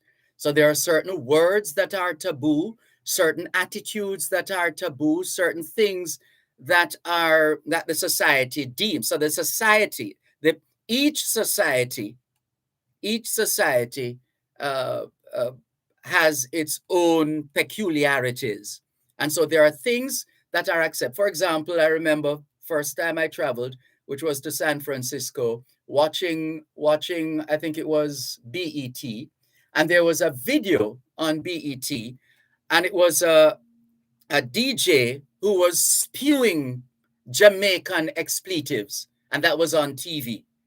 Now, to that community, they know only one curse word in America, essentially, and they twist it and turn it all over the place. In Jamaica, we have quite a few. And the fellow was in that video and just uh, like what my mother would call bad word merchant, just spitting out the expletives. And it was on TV. And that didn't mean anything. The only people who would have an issue or that would mean something to would be Jamaicans, those familiar with the Jamaican curse words. So there's, technically speaking, there's no such thing as a bad word.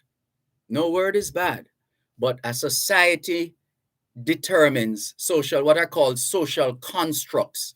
And the society says we're not supposed to use these words. It's just not right. These are curse words, etc., etc.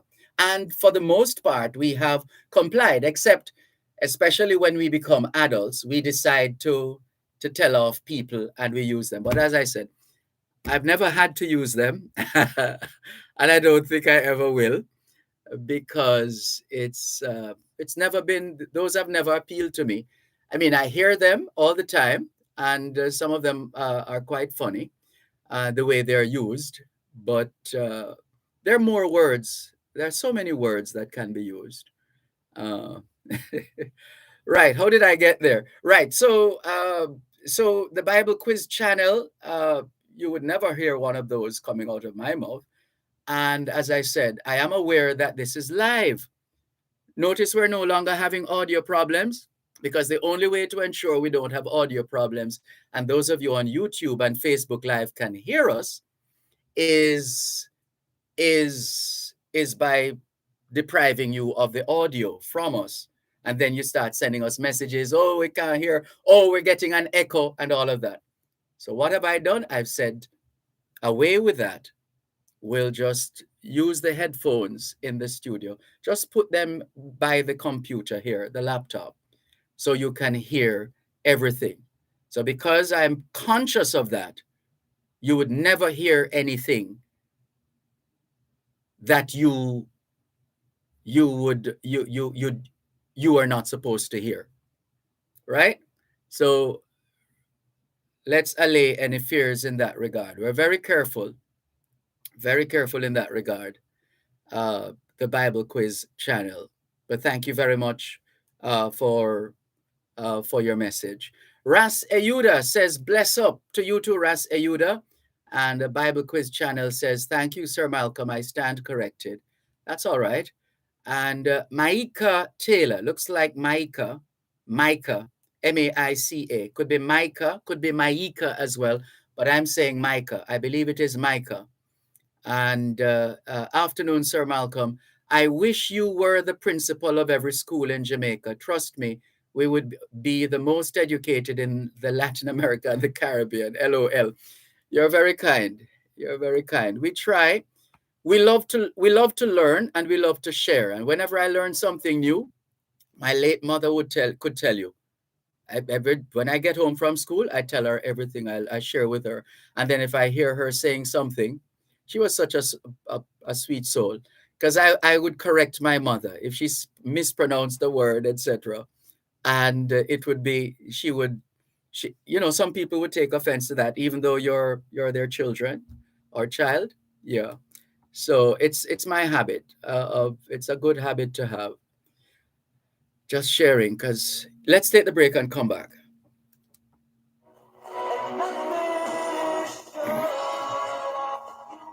You're listening to Power 106 FM. The time is now 3:45. The following is a public service announcement from the Ministry of Labor and Social Security.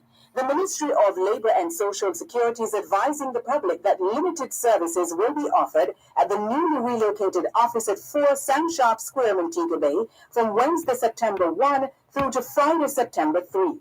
The ministry appreciates your kind understanding and expects full service to be restored on Monday, September 6. The ministry apologizes for the inconvenience this may cause. That was a public service announcement from the Ministry of Labor and Social Security. Oh. NIS pensioners, early encashment continues. Yeah. Pension that happens a lot. Payable dates in January 2022 may be encashed as of January 6. Collect all your January payments at your convenience. Both sides of the story. Good afternoon. Remember, pension vouchers can only be encashed at post offices. A message from the Good afternoon. Welcome. Yes, it is. We're not on air now, though. We have a few messages. We're in a commercial break now. No. Towards a more vigilant and confident consumer-friendly Jamaica. Join us every second and we're on a commercial break. So we'll bring you in at the appropriate time. We're going to clear a couple of messages. One moment, please. Works to empower consumers in Jamaica. Consumer Talks, brought to you by the Consumer Affairs Commission, protecting your rights, securing our future. Whatever seems to be your destination, take life the way it comes. Take life the way it is.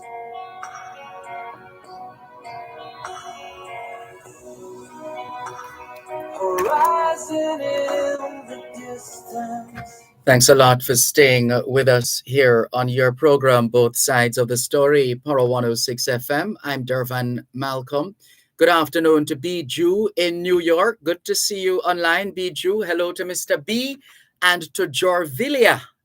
Good afternoon to you in New York. Please continue to stay warm. Robert C. Gray in Philadelphia says, Philadelphia has warmed up today. It is currently a cool 41 degrees Fahrenheit compared to yesterday's 20 degrees and below. Ouch. Still cold, Robert, but stay warm. Jose Marti Alumni Association New York chapter says good afternoon to you too. Jose Marti Alumni Association New York chapter. Have a wonderful day, everyone. Jose Marti Technical High School is 45 years old. This is their 45th anniversary. In fact, they had a scaled down celebration, a COVID-19 compliant celebration on Monday, the 10th. That's the anniversary, the exact date. Jose Marti Technical High School was officially opened on the 10th of January, 45 years ago. And happy anniversary, Jose Marti. Reed Pamela says, good afternoon. Can you send a shout out to my daughter, Nigeli Mussington, in Canada at Humber College? Hello to Nigeli Mussington in Canada, more precisely at Humber College in Canada, from your mom, Reed Pamela. And Reed Pamela is in Stewarttown. That sounds like Trelawney. Stewarttown, Trelawney. Paul in Philadelphia says, reading in the newspaper again about fraud alarm in the Ministry of Education. When will this end? It will end when we have more whistleblowers. I heard a news story about 34 instances of whistleblowing. That's excellent. That's excellent. More of us need to blow the whistle. That is one way of lessening the number of these instances that you cite, Paul Miles. More whistleblowers. We know that something is fundamentally wrong. We know that somebody is doing something fundamentally wrong. Let us blow the whistle. Let us blow the whistle. By all means, After all, every single one of us is being impacted by the action or inaction of those who have been vested with the authority to serve in sensitive capacities. So by all means, let's continue to blow the whistle. Dawn Manning, good afternoon to you. Thanks for tuning in. Junior Francis says, very clean and clear connection. Bless you, sir. Blessings to you too, Junior Francis. And Velta Wilson is joining us. Velta Wilson and St. Thomas, good afternoon. Thank you for making it both sides of the story here on Power 106 FM. And Caribbean Gospel Zone says, good afternoon, Mr. Malcolm. Good afternoon, Caribbean Gospel Zone. And let's go over to Toronto, Ontario, Canada. Oh, no, we're being told that the caller on the other line the call came in before Steve McDonald on WhatsApp. So bear with us, Steve. Let's take the call that came in before yours. Hello, good afternoon. Thanks for your patience. Please go ahead. Hello? Oh dear, that person got tired of holding. Sorry about that. Yeah, hello, good afternoon. Yeah, good afternoon, Mr. Malcolm. Good afternoon. Yeah, man. You hear me, sir? Yes, what's happening in downtown Kingston? Well, downtown Kingston, I'm calling from central Kingston. It's kind of quiet now. Are you within the zone of special operation? Yes, sir, I'm in the zone. What does that feel like? Well, it feels like some cool breeze and peace among one another. But you have always been so cool, calm, and collected, and living in that environment. Yeah, you don't you ever get scared? Yeah, man. Even they will work for killing, man. Yes. Yeah, man. Yes. I don't know who next. Yes. Well, it was a dangerous thing, but I hope them would stop the shooting and kill one another.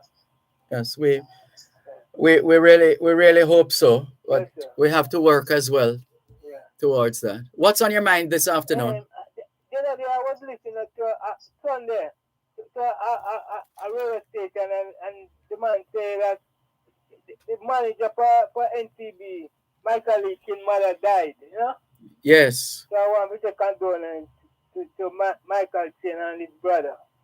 Yeah, we join you in conveying condolences. In Manchester. When them again, he used to operate some supermarket. Wayne Chen. Yeah, Wayne Chen. Michael Lee Chen and Wayne Chen. Yes. His mother, condolences to his mother and family. Yes. Yeah, we join you in conveying condolences. Yeah, I don't hear it a lot. Yes. I was listening to another radio station on Sunday and I hear it, you know? Yes. Well, I'm sure the family appreciates this call. Yeah, man. Thank you. Thank you, my brother. Take care. Yeah, man. This is your program, Both Sides of the Story, Power 106 FM, still streaming live on the Gleaners website, go-jamaica.com. Let's go to the other line. Hello, good afternoon. Thanks for calling. Good afternoon. Good afternoon. Happy New Year to you. Happy New Year. When it comes, you know. Oh, yours hasn't arrived yet? No. When is your New Year? I celebrate. Is it the Chinese? Is it the Chinese New Year? No, we are talking about a two black person. No, we are talking about I and I one. Okay. I'm troubling you. No, man, it's 7th of January. Oh yes, we shared that information a few days ago. Last week. Yes.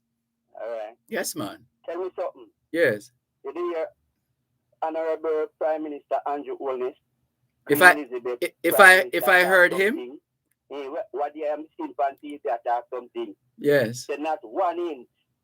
That was on Sunday. On Sunday. Yes. Sunday. Yes. Not 1 inch of Jamaica will command our next sovereignty. Did you hear him? Yes. And what is your perspective on that? So me love to ask all the educated brothers and sisters in this country, who is the sovereign of Jamaica and the head of state? Because surely Honorable Andrew Holness is not the sovereign, nor no member of parliament. So we want to ask we say this question. Who is the sovereign of Jamaica? Can you, brilliant star?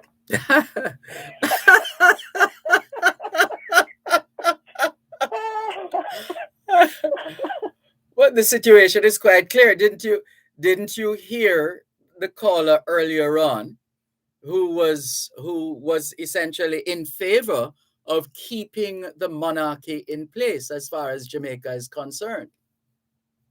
No, so, I'm sorry you missed that. But he has started a movement. Oops, I typed it somewhere here. Wait, Jamaica for British monarchy. That's the movement he has started. All right. So listen this now. Yes. It can say Jamaica to British monarchy. Yes. And I, as black sons and daughters here in Jamaica, we should do that. You know, I who stand in the strength and pride of an African sovereignty. We know that Ethiopia, Africa is our sovereignty. You know, see, from 1962 here in Jamaica, Queen Elizabeth reigned and ruled Jamaica, the reigning monarch of Jamaica. She's the Queen of Jamaica. And Jamaica Labour Party and PMP Party form our government. Currently Prime Minister Andrew Holness, and our loyal opposition, Mark Olin, you know, we're saying loyal to black people, you know. Queen Elizabeth, loyal opposition, Mark Olin, you know. Who form our government here in Jamaica, you know. So them they done sell out to themselves already and take side with the tyrants of the world who scramble Africa. Europe scrambled for Africa, slavery, colonization, and Commonwealth rule with them have we under right now, you know. So I want to tell Prime Minister Andrew Holness, remember the 95% of us here in this country, you know, we are the strength and pride of an African sovereignty, you know. Yes. Not Queen Elizabeth, Britain sovereignty. So who is our rightful ruler then in that regard? Who is our rightful ruler? Yes. The power maker. Okay. In us. In us. In us. Oh, in us. Yes. Our maker working through us. Uh-huh. When we see our black self, yes, we see, you know, because God make us out of own image and likeness, you know, and likeness, yes, and we is black in some way, fearfully and wonderfully made. Must look like us, you know. Yes. Yes, I want to tell Prime Minister Andrew Holness, we don't want a footbread of Jamaica, and I, Marcus Garvey and Rastafari children, you know. Yes. There's a sovereignty.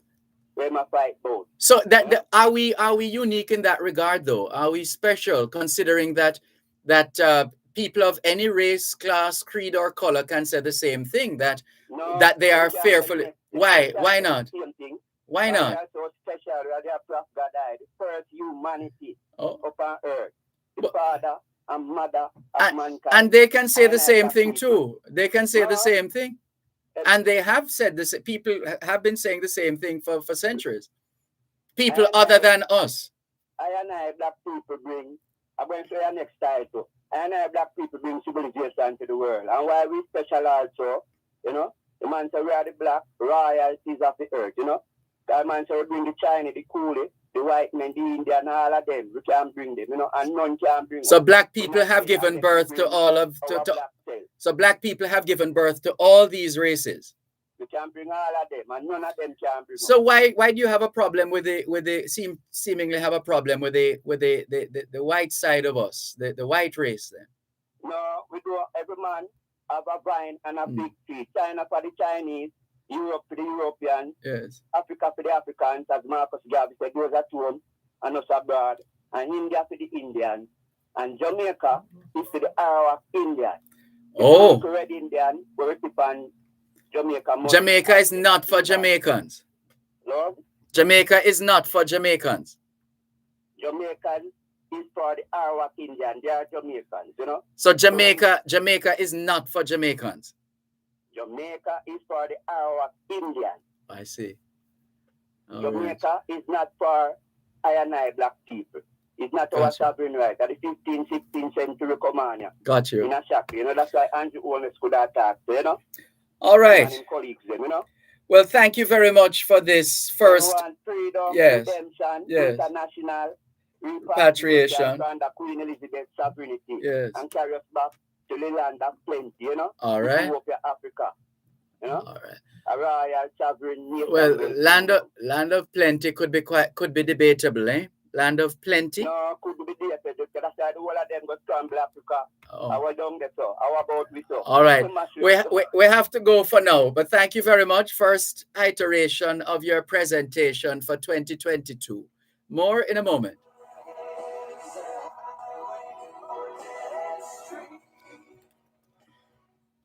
You're listening to Power 106 FM. The time is now 4 o'clock. Under the law. Know your rights and how the laws of Jamaica can help you defend those rights. Under the law. Brought to you today by the National Water Commission, serving you in so many ways. When was the last time you carried out a check to see if they were working properly? Well, Dr. Summer heart good, when a smoke or drink, summer kidney and liver okay. No, not those. I'm talking about the state of your pipes. Oh, those. Well, it's a long time I haven't checked on them. Remember, check for leaks, especially if there's a change in your consumption pattern. At least each week, turn off your pipes, then check if the meter is still registering. Don't ignore the state of your pipes. It could leave you in critical financial condition if you are hit with a large bill. That was a message from the NWC. All them to go sell my things. You owe the people them a whole heap of money and them decide to come for them own, Robert.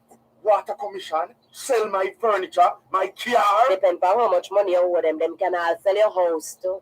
You joke out this thing for you. Them only try frighten me, not true. Don't believe that for 1 minute. But how you make it reach this so?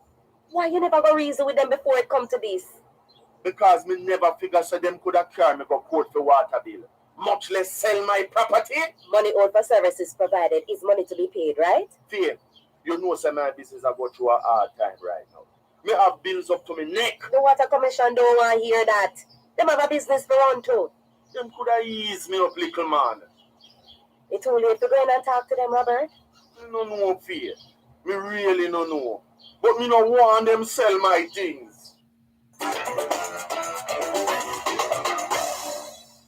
The National Water Commission Act says the Commission may, in default of payment of any money or interest owed, recover the same and the costs of such recovery by selling the goods and the chattels of the persons in default wherever they are found, and any goods and the chattels found on the premises. In addition to any other remedies conferred on the Commission by this or any enactment, the Commission may take proceedings for the recovery of any rates and other monies payable to the Commission, or for the enforcement of any charge, or for the sale of the premises charged by action or suit brought in a resident magistrate's court. That's how it is, under the law.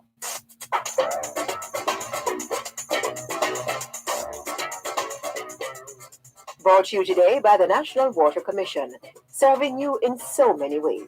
Join us Wednesdays and Thursdays at 6:45 and 8:55 a.m. and at 4 and 9:55 p.m. on Power 106 FM for Under the Law.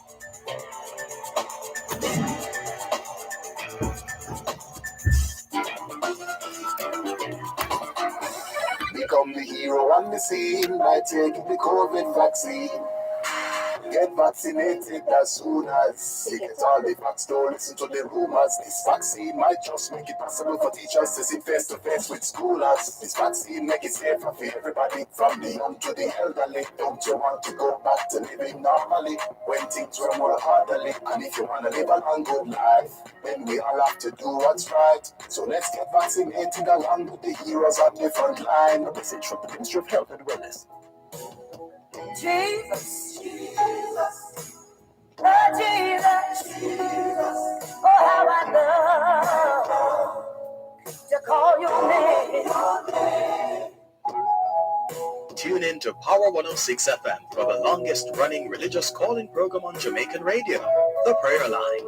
Join Pastor Errol Hay and his team as they offer spiritual guidance and intercession grounded in biblical doctrine. Hear powerful testimonies from Jamaica and around the world.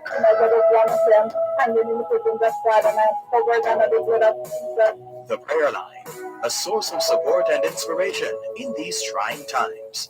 That's the prayer line on Power 106 FM, Sundays at 6:30 p.m. Join us. You shall live, declare the works of the Lord. Amen. And you shall be a living testimony. You're on the Lord's side.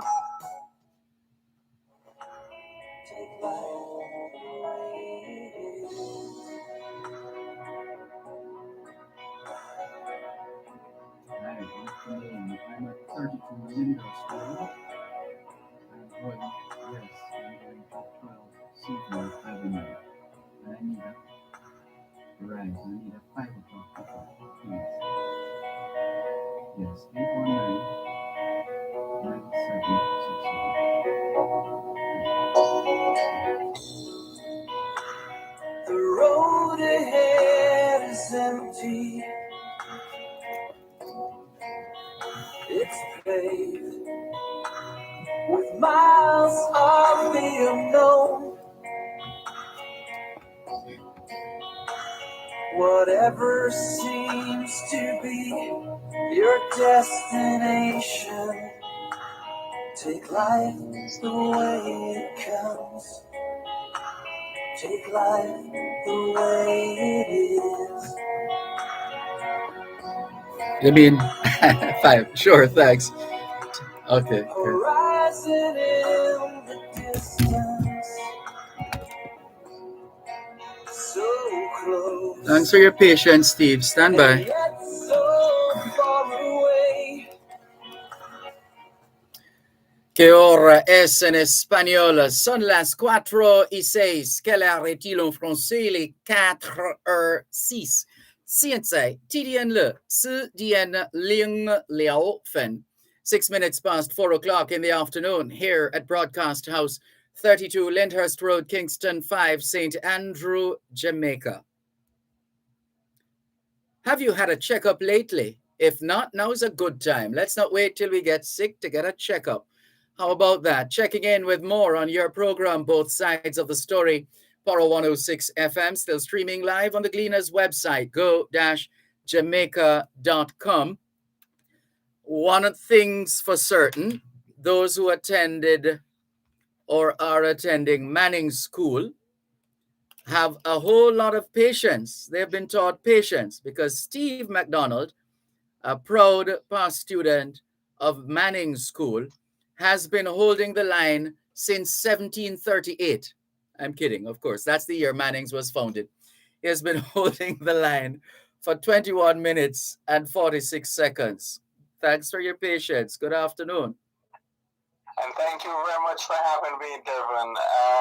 Actually, I'm just calling to speak about some history that was created today in St. Elizabeth, history regarding Mannings in our 284 years of existence. But before I start, I just want to give a shout out to my aunt, who's a regular listener to you, recovering from a stroke, Miss M. I just want to wish you all the best and give you a big shout out from Dervan, because I know Dervan is your favorite. So just want to give you a big shout out. He's not a Mannings, he's not really in the Mannings family, but we adopted him nonetheless.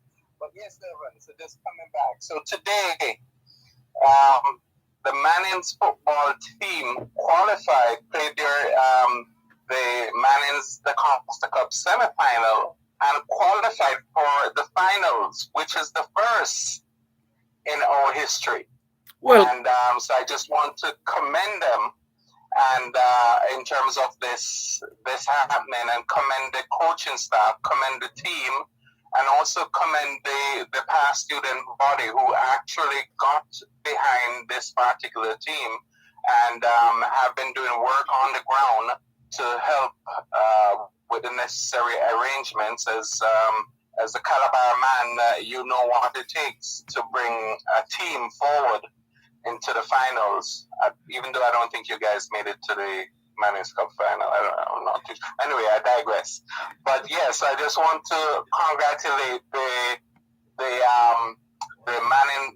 Mannings Cup. I'm saying Mannings Cup. Yes, I'm speaking it into being, Dervan. I'm speaking it into being in terms of Mannings winning the D Cup And but congratulations to the team on qualifying for the Costa Cup final. Congratulations and thank you.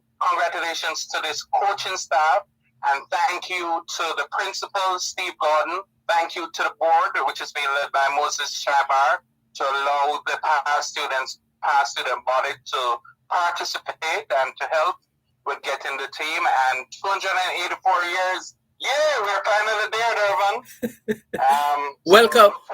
Welcome to the big league. I'll take that, sir. I'll take that from you. And Dervan, having said that, one of the things that, as I mentioned, the past student body got involved with helping the team, and one of the things that we looked at was the success model that was being incorporated in sports. And I must say that we did look at what Calabar was doing, because you guys have had a tremendous amount of success in sports. And so we took a look at what the model that you guys were using, and we've tried so far to incorporate that in terms of what we're doing, and we're trying to get the school and the school board to adopt that model, because we believe that it can bring success, and we also believe that as we can see that you guys have used it very successfully. And we believe that it can help in creating a much more rounded student when it's all said and done. So, yeah, I'll take that in terms of the big league, Dervan. Well, I'm happy for you. I see some congrats coming through here. Carl C. says, big up Mannings. He says, congrats on this historic achievement, dear Mannings. Yeah, we're proud. We're very, very proud, and thank you very much. We're very proud of this accomplishment. This is the first time in our, as I mentioned, in 284 years that we have reached the finals.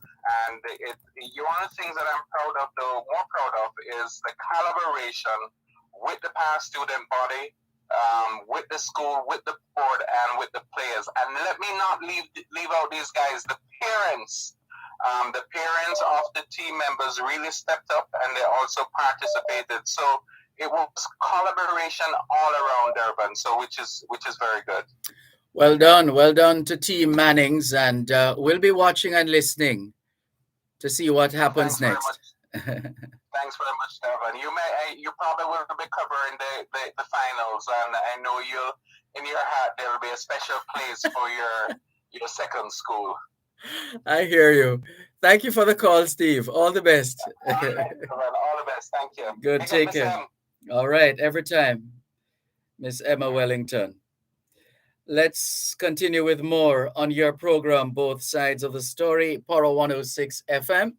To the phone lines once again, 876-922-4112-5. Good afternoon. Thanks for calling.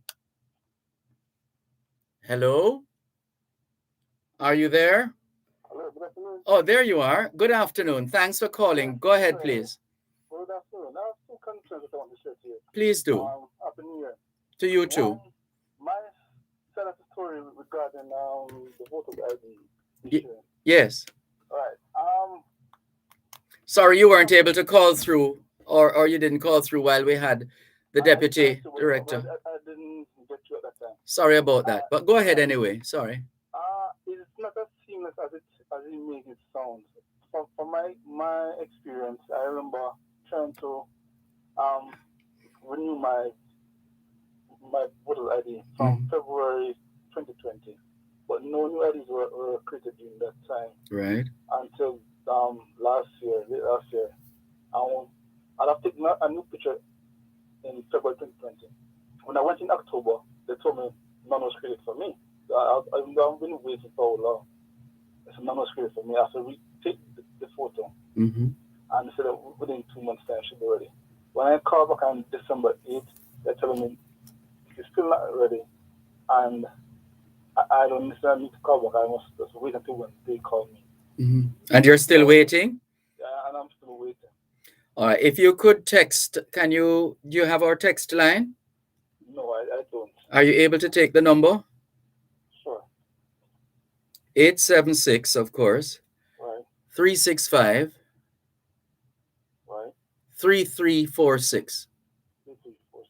All right, just send us as much information as you're able to, and we will share your message with a member of the team at the electoral office, and you can always follow up with us to let us know if you get a call and whether the matter is dealt with. Sure, I would appreciate that.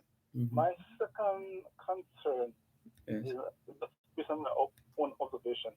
In terms of road fixing in Jamaica, I have some concerns as to who validate these roads in terms of we getting value for money. Right.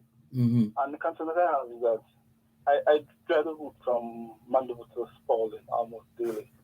And I remember last year they were doing some road fixing on that route. They were patching potholes. And I observed distinctly that they came and they got one of the holes wider and then mauled them and rolled them. And then later on, asphalt was applied. And it was done in phases. But particularly in the Mount Olivet area, I noticed that some of the holes that were mauled weren't patched with the asphalt. And about a month later, they back and put lines, as in the middle, the white line in the road. And I'm saying, but they still haven't done patching the road. And I mean, places where a major patch was done, you have potholes like 20 meters, 30 meters, 100 meters away, and they still haven't patched them. And I said they were miles, but they don't want to patch. And I'm saying, who's paying for this job? Because those road potholes are left unpatched. I know. Oops, I'm so sorry. We're way past the break. One moment, please.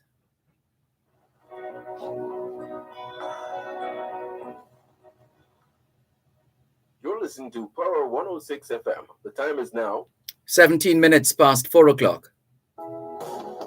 Jesus, Jesus, oh Jesus, Jesus, oh how I love to call your name. Tune in to Power 106 FM for the longest running religious calling program on Jamaican radio, The Prayer Line. Join Pastor Errol Hay and his team as they offer spiritual guidance and intercession grounded in biblical doctrine.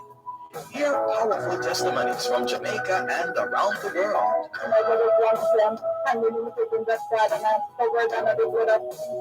The Prayer Line, a source of support and inspiration in these trying times. That's The Prayer Line on Power 106 FM, Sundays at 6:30 p.m. Join us. You shall live clearance. Amen. You shall be a living testimony. You're on the Lord's side.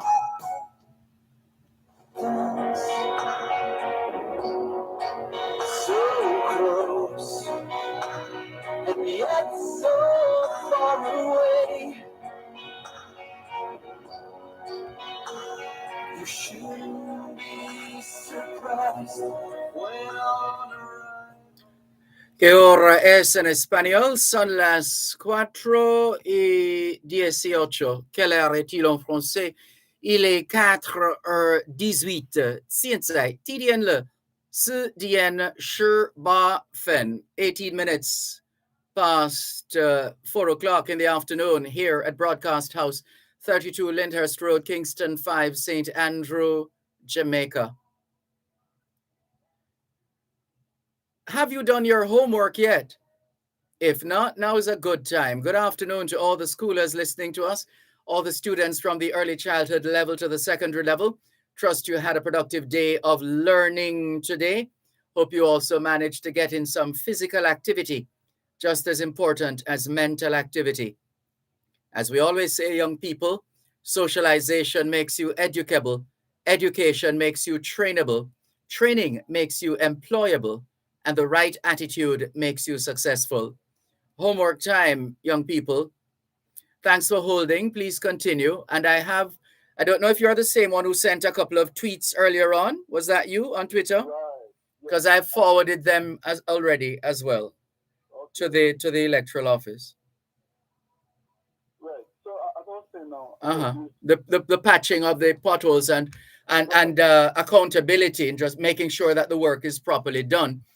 Well, we have heard Stephen Shaw on this subject before, and what we have heard him say is that there are provisions within the contract where if the work does not stand up to scrutiny, whether to the naked eye, in terms of somebody, a motorist saying, hey, this pothole don't patch properly, or we have a downpour and there are cracks opening up in the surface, then there's a provision in the contract where the contractor the contractor has a duty to remedy whatever the problem is with that section of the roadway at his or her own cost. That much I remember in an interview or two I did some time ago with Stephen Shaw. So there is that.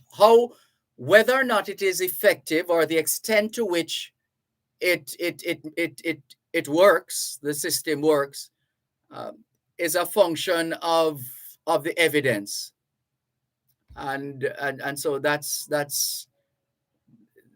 what would make the difference.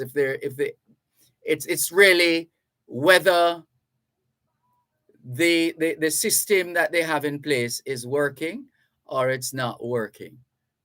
Well, clearly it's not working. There's no way you could have several potholes in the area to be patched. You patch it, let's say you patch the majority, but those close by you don't patch.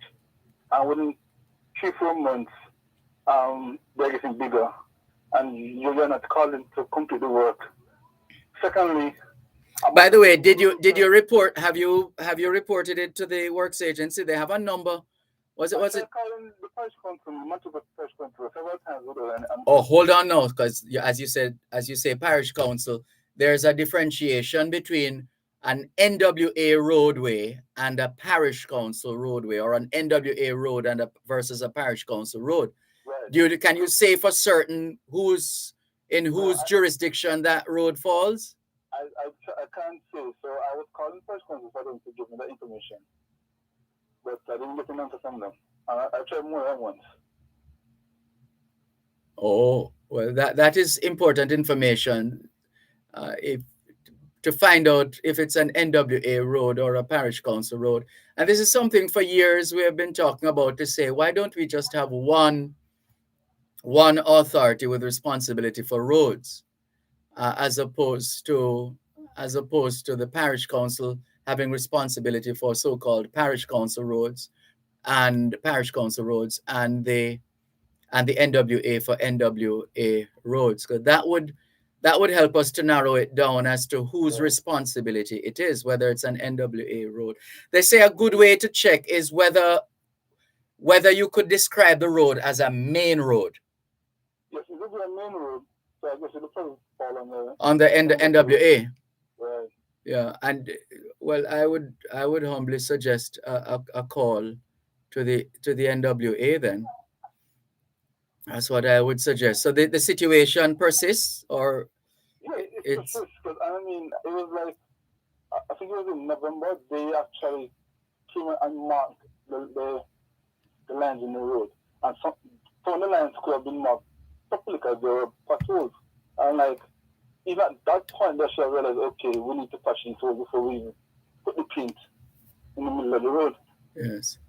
But they just feel that there's no accountability in and for that road. Because there's no way you could be someone who pays millions of dollars to patch this road, and you come with your drive there and see. Because you don't have to scrutinize it to any fine details. The holes are there for you to see. Yes. Remind us, what's the name of the road? So this will be the main road from Wallaston to Spalding. So that's going from Mandeville to Spalding. Part of the road is from Wallaston to Spalding. All right, we're making a note of it. We'll see if we can find out from Stephen Shaw what the story is with respect. And when did the patching that you said, the patching that was done, was when? It was done in 2 phases. I think it was done in June and August. Last year? Right. And the line, the new, what do you call it? The road marking? Yes, road markings. Would have been done probably in November. Okay. All right, making a note of it, and we'll share. Can I get the record? Okay. Yeah, we'll share with. By the way, send us your contact details. I just got a response to your tweets from the representative at the electoral office. So send us your contact details so we can forward to her. And we'll put this one to Stephen Shaw. All right. Thank you very much. Thanks for the call. Take care. This is your program, Both Sides of the Story, Power 106 FM. Hello, good afternoon. Thanks for calling. Good evening. Hey, June in Norway. Bedanga die. Go there, Mama Mai. Happy New Year. How do you say Happy New Year? You want me to say it in Norwegian? In Norwegian, yes. How do you say Happy New Year in Norwegian? Good night all. Come again. Good. Good night all. Good knit or. Yeah. So you want me to tell you? You have it's spelled NYTT. Yes. First you say good. G-O-D. NYTT or how? Then there is a O that we don't have in English. Oh. You're bright guy, man, so you can't check about it. So you don't. Oh, so the O is not you. You give the A. You give the letter A the O sound. Is that it? Yeah, it's a O. O in English. English. G-O. Right, for example, G-O-D. Mm-hmm. But Norwegian language have 3 letters that we don't have in English. With 3? 3, it's very difficult to explain. Oh, all right, maybe another time. But for what it's worth, yeah. Happy New Year is Gut Nytt År. Good Nyttår. Good Nyttår. Yeah. Good Nytt. Okay, and you were spelling something today, not too long ago. You were saying you were talking about people spell this so and it's a part of the body. Yes, N-E-E. N-E-E. Yeah, which a lot of people don't say I-N-E. That is not but you spell it K-N-E. E. That is a part of the body, right? That's right. Well, in Norway it's the same, but it's only have 1 E. They say K-N-E. That's the me, but you don't pronounce me either. How do they pronounce it? How do they pronounce it? Play? Clay. That sounds like. Yes, go ahead. But it's spelled like that, K-N-E. Oh, I see. You know, you have a lot of words in English which spell the same, but you pronounce differently. Yes. Like, those. Let me say one more word to you. Yes. Before we go.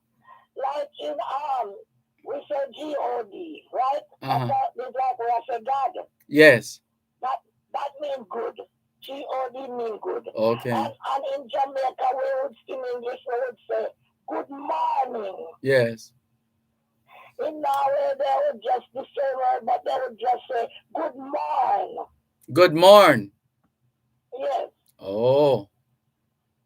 And good afternoon again. Remind us. Go call. Go call. Let me spell it. AVELD mean evening.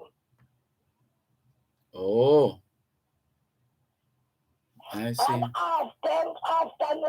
afternoon mean AFTEN. AFTEN, often. Go after. Good. That means good afternoon. Oh, good afternoon. Yeah. I see. That is good afternoon. Yes. It's very difficult to tell you.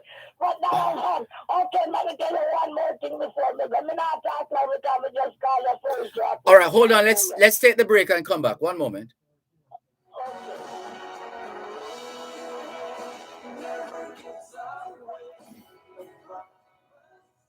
You're listening to Power 106 FM. The time is now 4:30. Consumer Talks, educating and empowering consumers towards a more vigilant and confident consumer-friendly Jamaica. Join us every second and last Tuesday of each month at 9:35 on Real Business.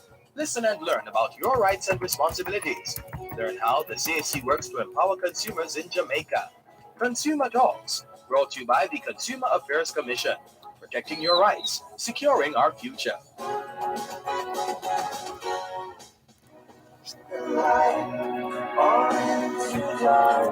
¿Qué hora es en español? Son las 5 menos 29.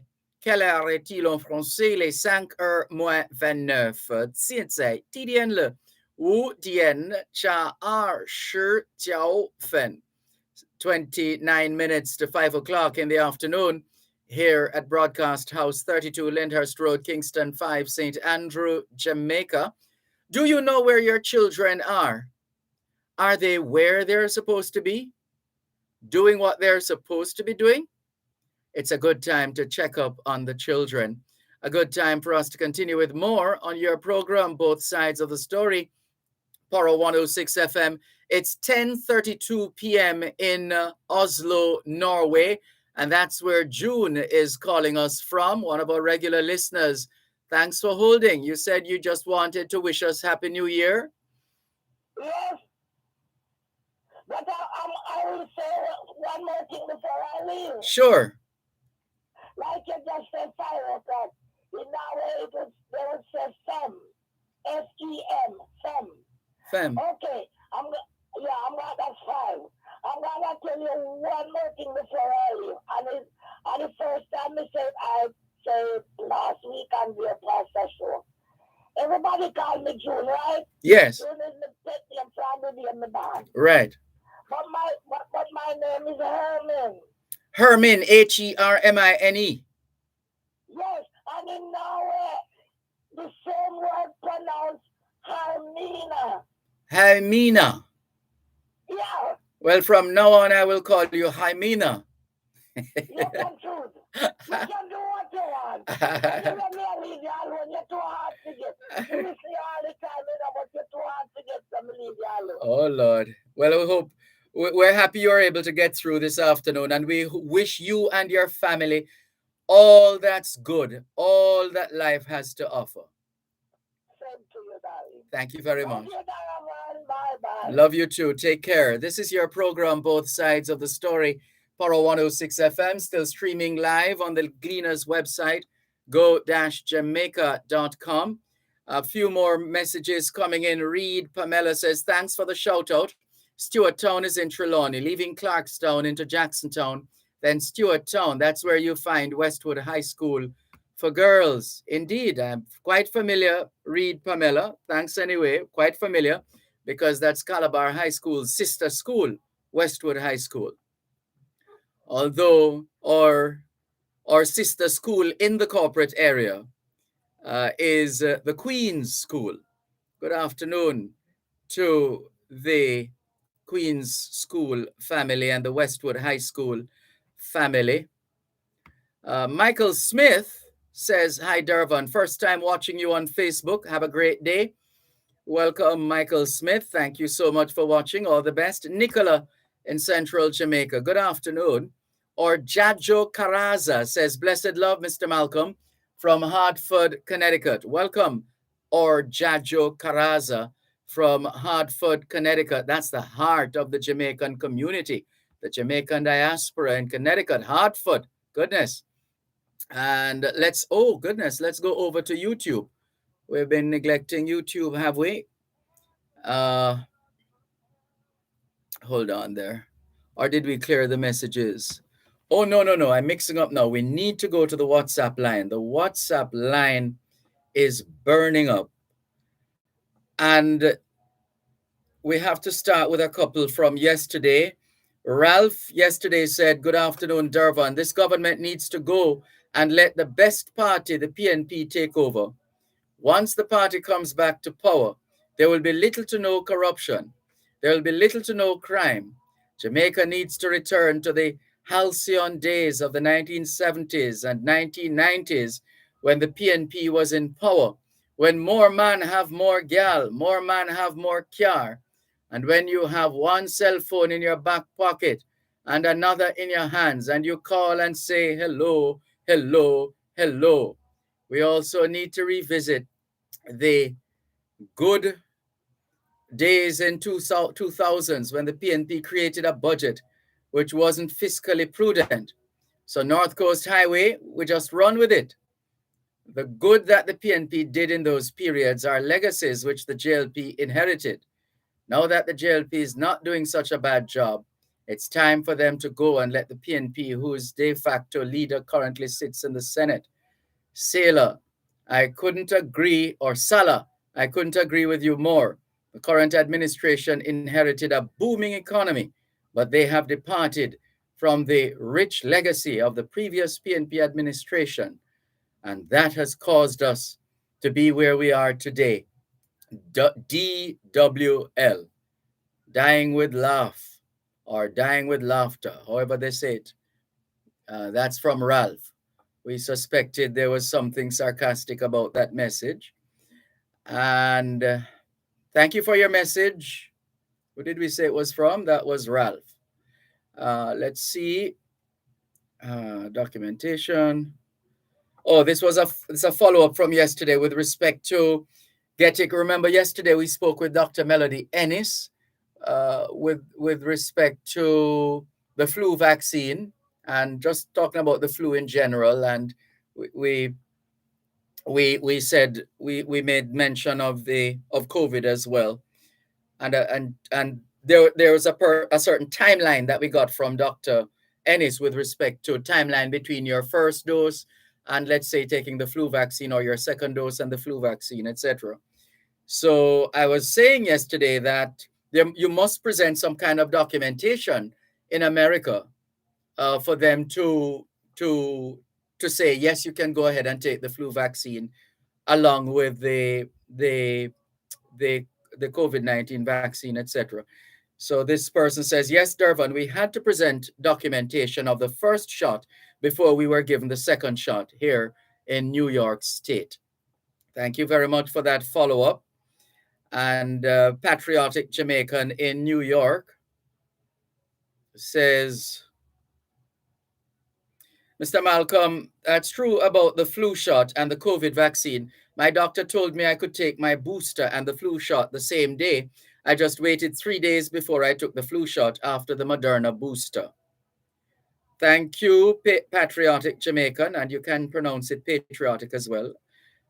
Patriotic Jamaican in New York. Lloyd Berry, aka King Lloyd, says, good day, Mr. Dervan. Good day to Jamaica. Mr. Dervan, I want to ask you a question, please, Mr. Dervan. Does Chief Curry, or do Chief Curry and the Maroon people pay water bill? I'm sure they do. Do they pay light bill? Yeah, I'm sure they do. And vehicle insurance? Yes. Do they use any bank in Jamaica? They don't have a choice. Do they use the hospital in Jamaica? Of course. Just my questions, he says. So why they can't be just like any other law-abiding citizens of Jamaica, Mr. Dervan?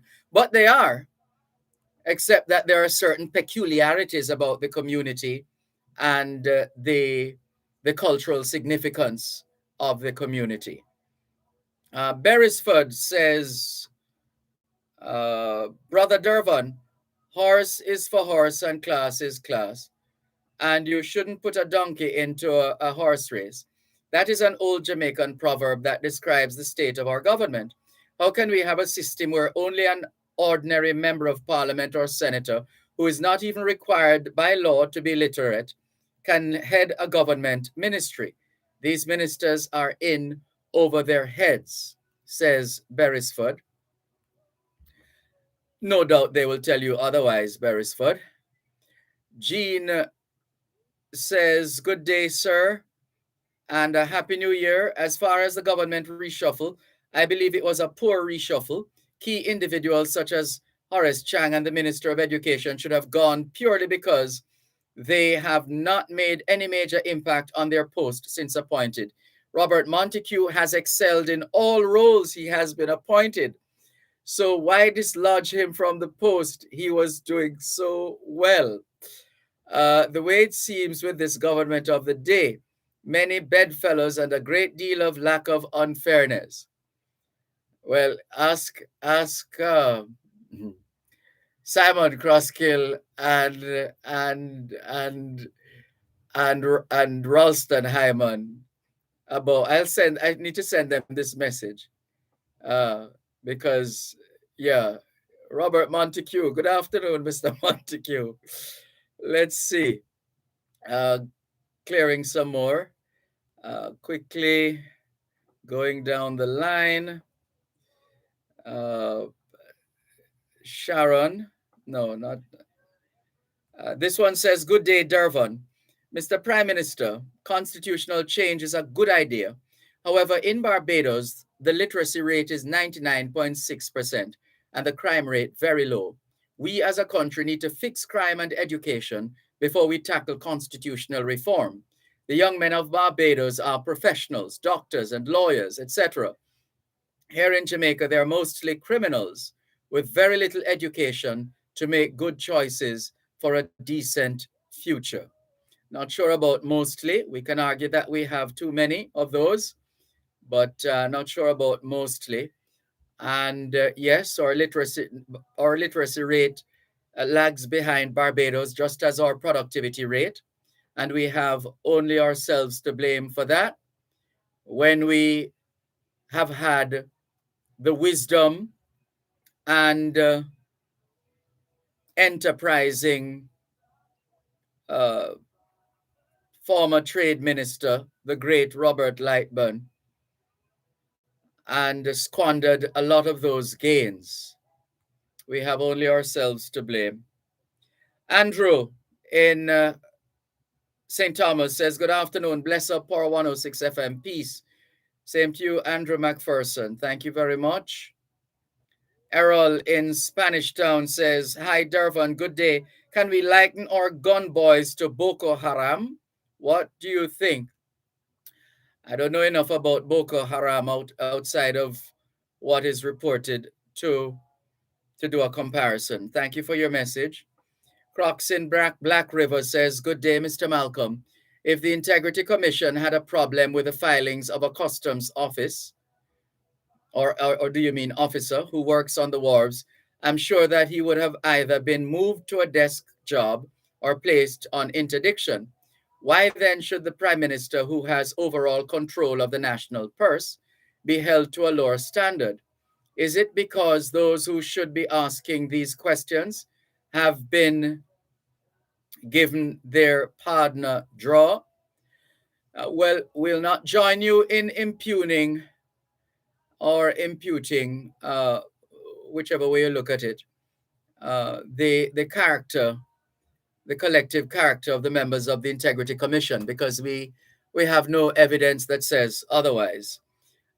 What is clear is that, like any good citizen who is seeking to hold our leaders accountable, you are continuing your campaign, and we can call it a campaign, to insist that the Prime Minister's filings with the Integrity Commission be made public, as is supposed to happen.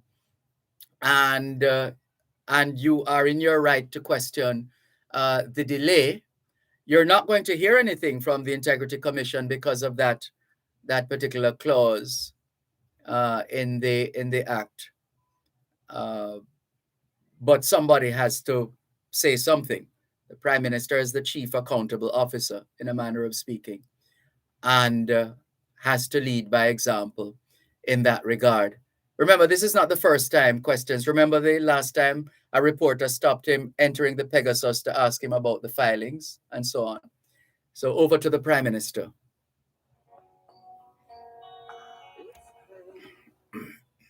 You're listening to Power 106 FM. The time is now 4:45. Whatever seems to be your destination, take life the way it comes. Take life the way it is.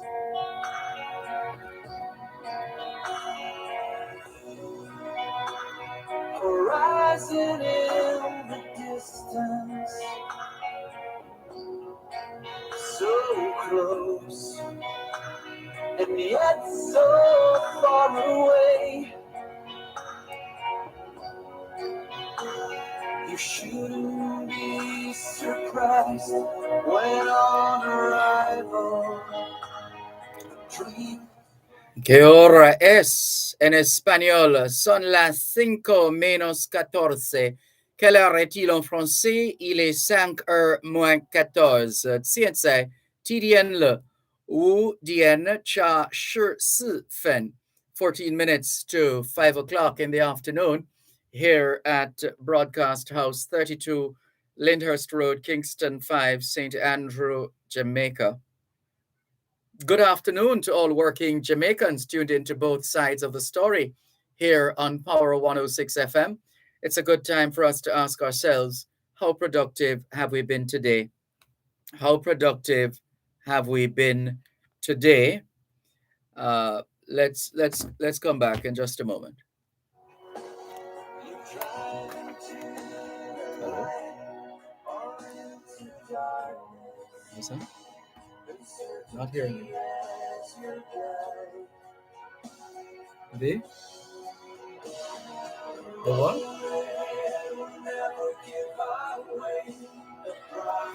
Hello? Hello?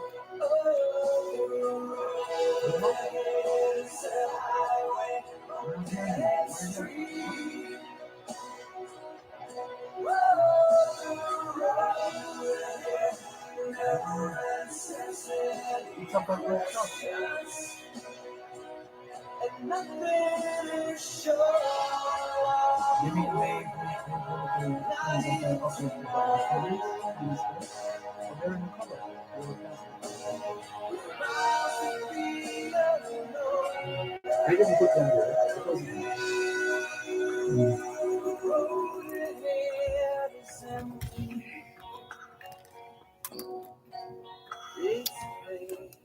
Thanks a lot for staying with us here on your program, Both Sides of the Story, Power 106 FM. Let's see, Barbara. Hold on. Did we read this one? Yes, we read that one already. Barbara says, thank you. By the way, your program is so useful and has helped me before. It was on a similar occasion in 2013 that Mr. Thorpe assisted me in getting my disability pension after 2 years of frustration. Since then, I try to guide others in similar position to get their pension. Happy to have been of assistance to you, Barbara. Thank you very much for your message. And the Mr. Thorpe referred to there used to be in charge of the NIS. He has since moved into the position of permanent secretary. I'm not sure which ministry right now. Is it Culture, Gender, Entertainment, and Sport? I think last time I checked. Good afternoon to Denzel Thorpe, wherever he is right now. And another one, perhaps, this one says, perhaps we should hear from the Maroon Minister of Foreign Affairs. Let's get his side of the story. Regards, Donna Kroll. Well, we have always had an open door policy as far as this program is concerned. It is both sides of the story. And people are free to call us up to say, hey, I would love to express myself in this regard or that regard in their professional capacity or whatever other capacity of significance they hold. And then, of course, there are members of the general public who can pick up the phone, including those in leadership positions, who can pick up the phone and call us anytime between 2 and 5. Yeah, so there you go. Thank you for your message, Donna Kroll. And did we miss one here? Yeah, let's go to Janelle. She says, hi, Dervan. I'm curious to know about this caller's view on the current battle for sovereignty between the Maroons and the Jamaican government. Can you ask him his view, please? Sorry we missed that opportunity. I think I know the caller to whom this listener is referring. Cuban in Georgia has sent us a voice note, which we have to listen to off air to determine whether we can play it on air. And let's see. There's a message, let's see, in relation to the caller and the national ID. All right. Yeah, we'll come back to that.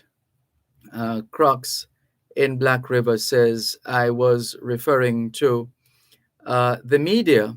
Well, Crocs, I have no problems. I happen to work in media in Jamaica, and I've worked in media across the Caribbean, and I connect with other programs overseas as well.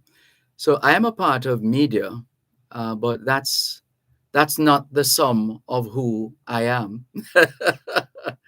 This is my vocation, Crocs in Black River. And as we've always said on this program, that nobody is above criticism, not even the media. In fact, I have held back in some instances, but for the most part, I've made it clear that we who are always calling out people and asking people to be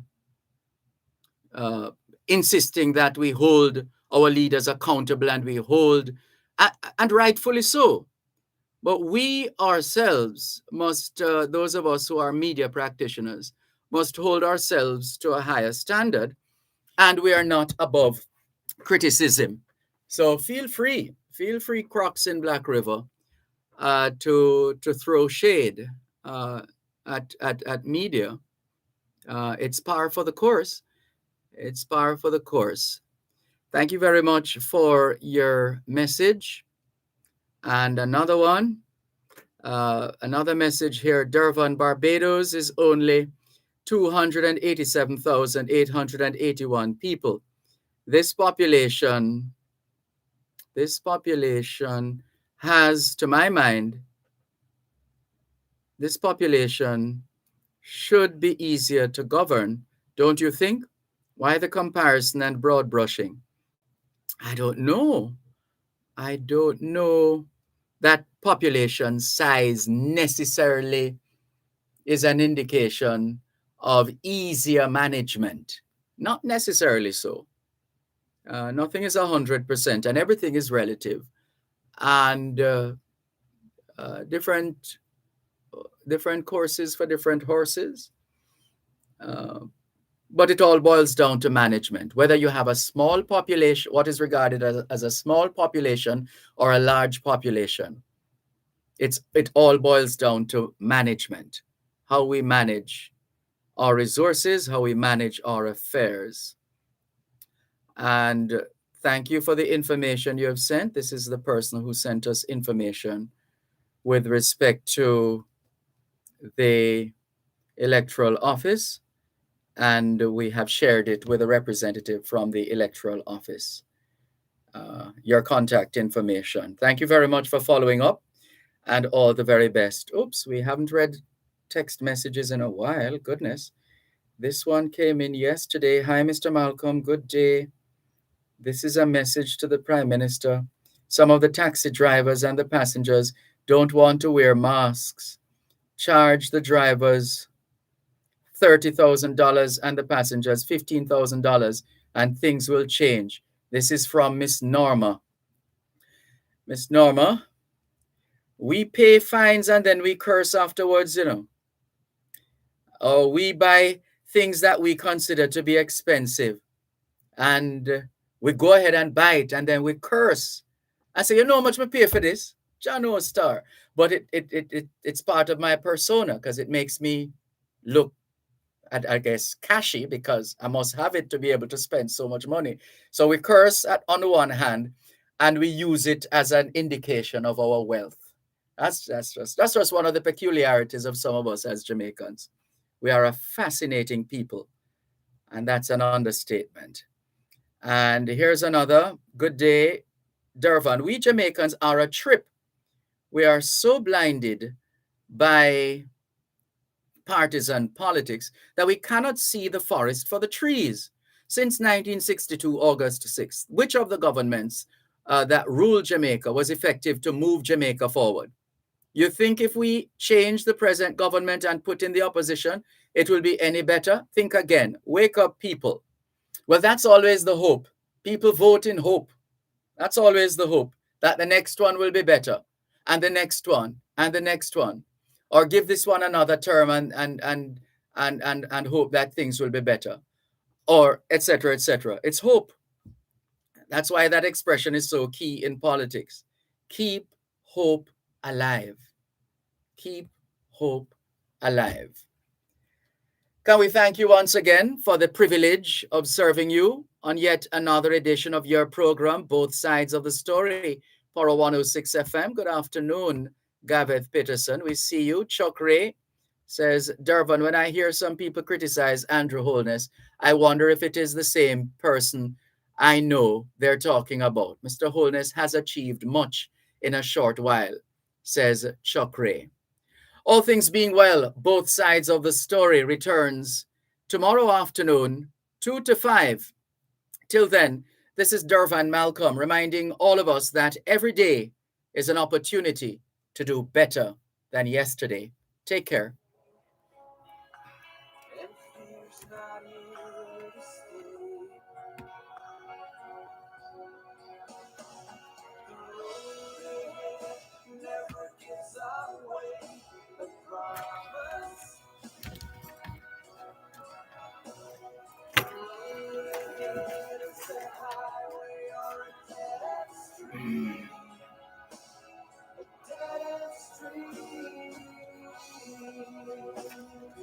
Raindrops on your windscreen. They fall from heaven or from hell. You drive into the light or into darkness. Uncertainty as your guide. The road ahead will never give away the promise. Oh, the road ahead is a highway or a dead street. Oh, the road ahead never answers any questions. And nothing is sure, not even tomorrow. Miles of the unknown ahead of you. The road ahead is empty. It's paved with miles of the unknown. Whatever seems to be your destination, take life the way it comes. Take life the way it is.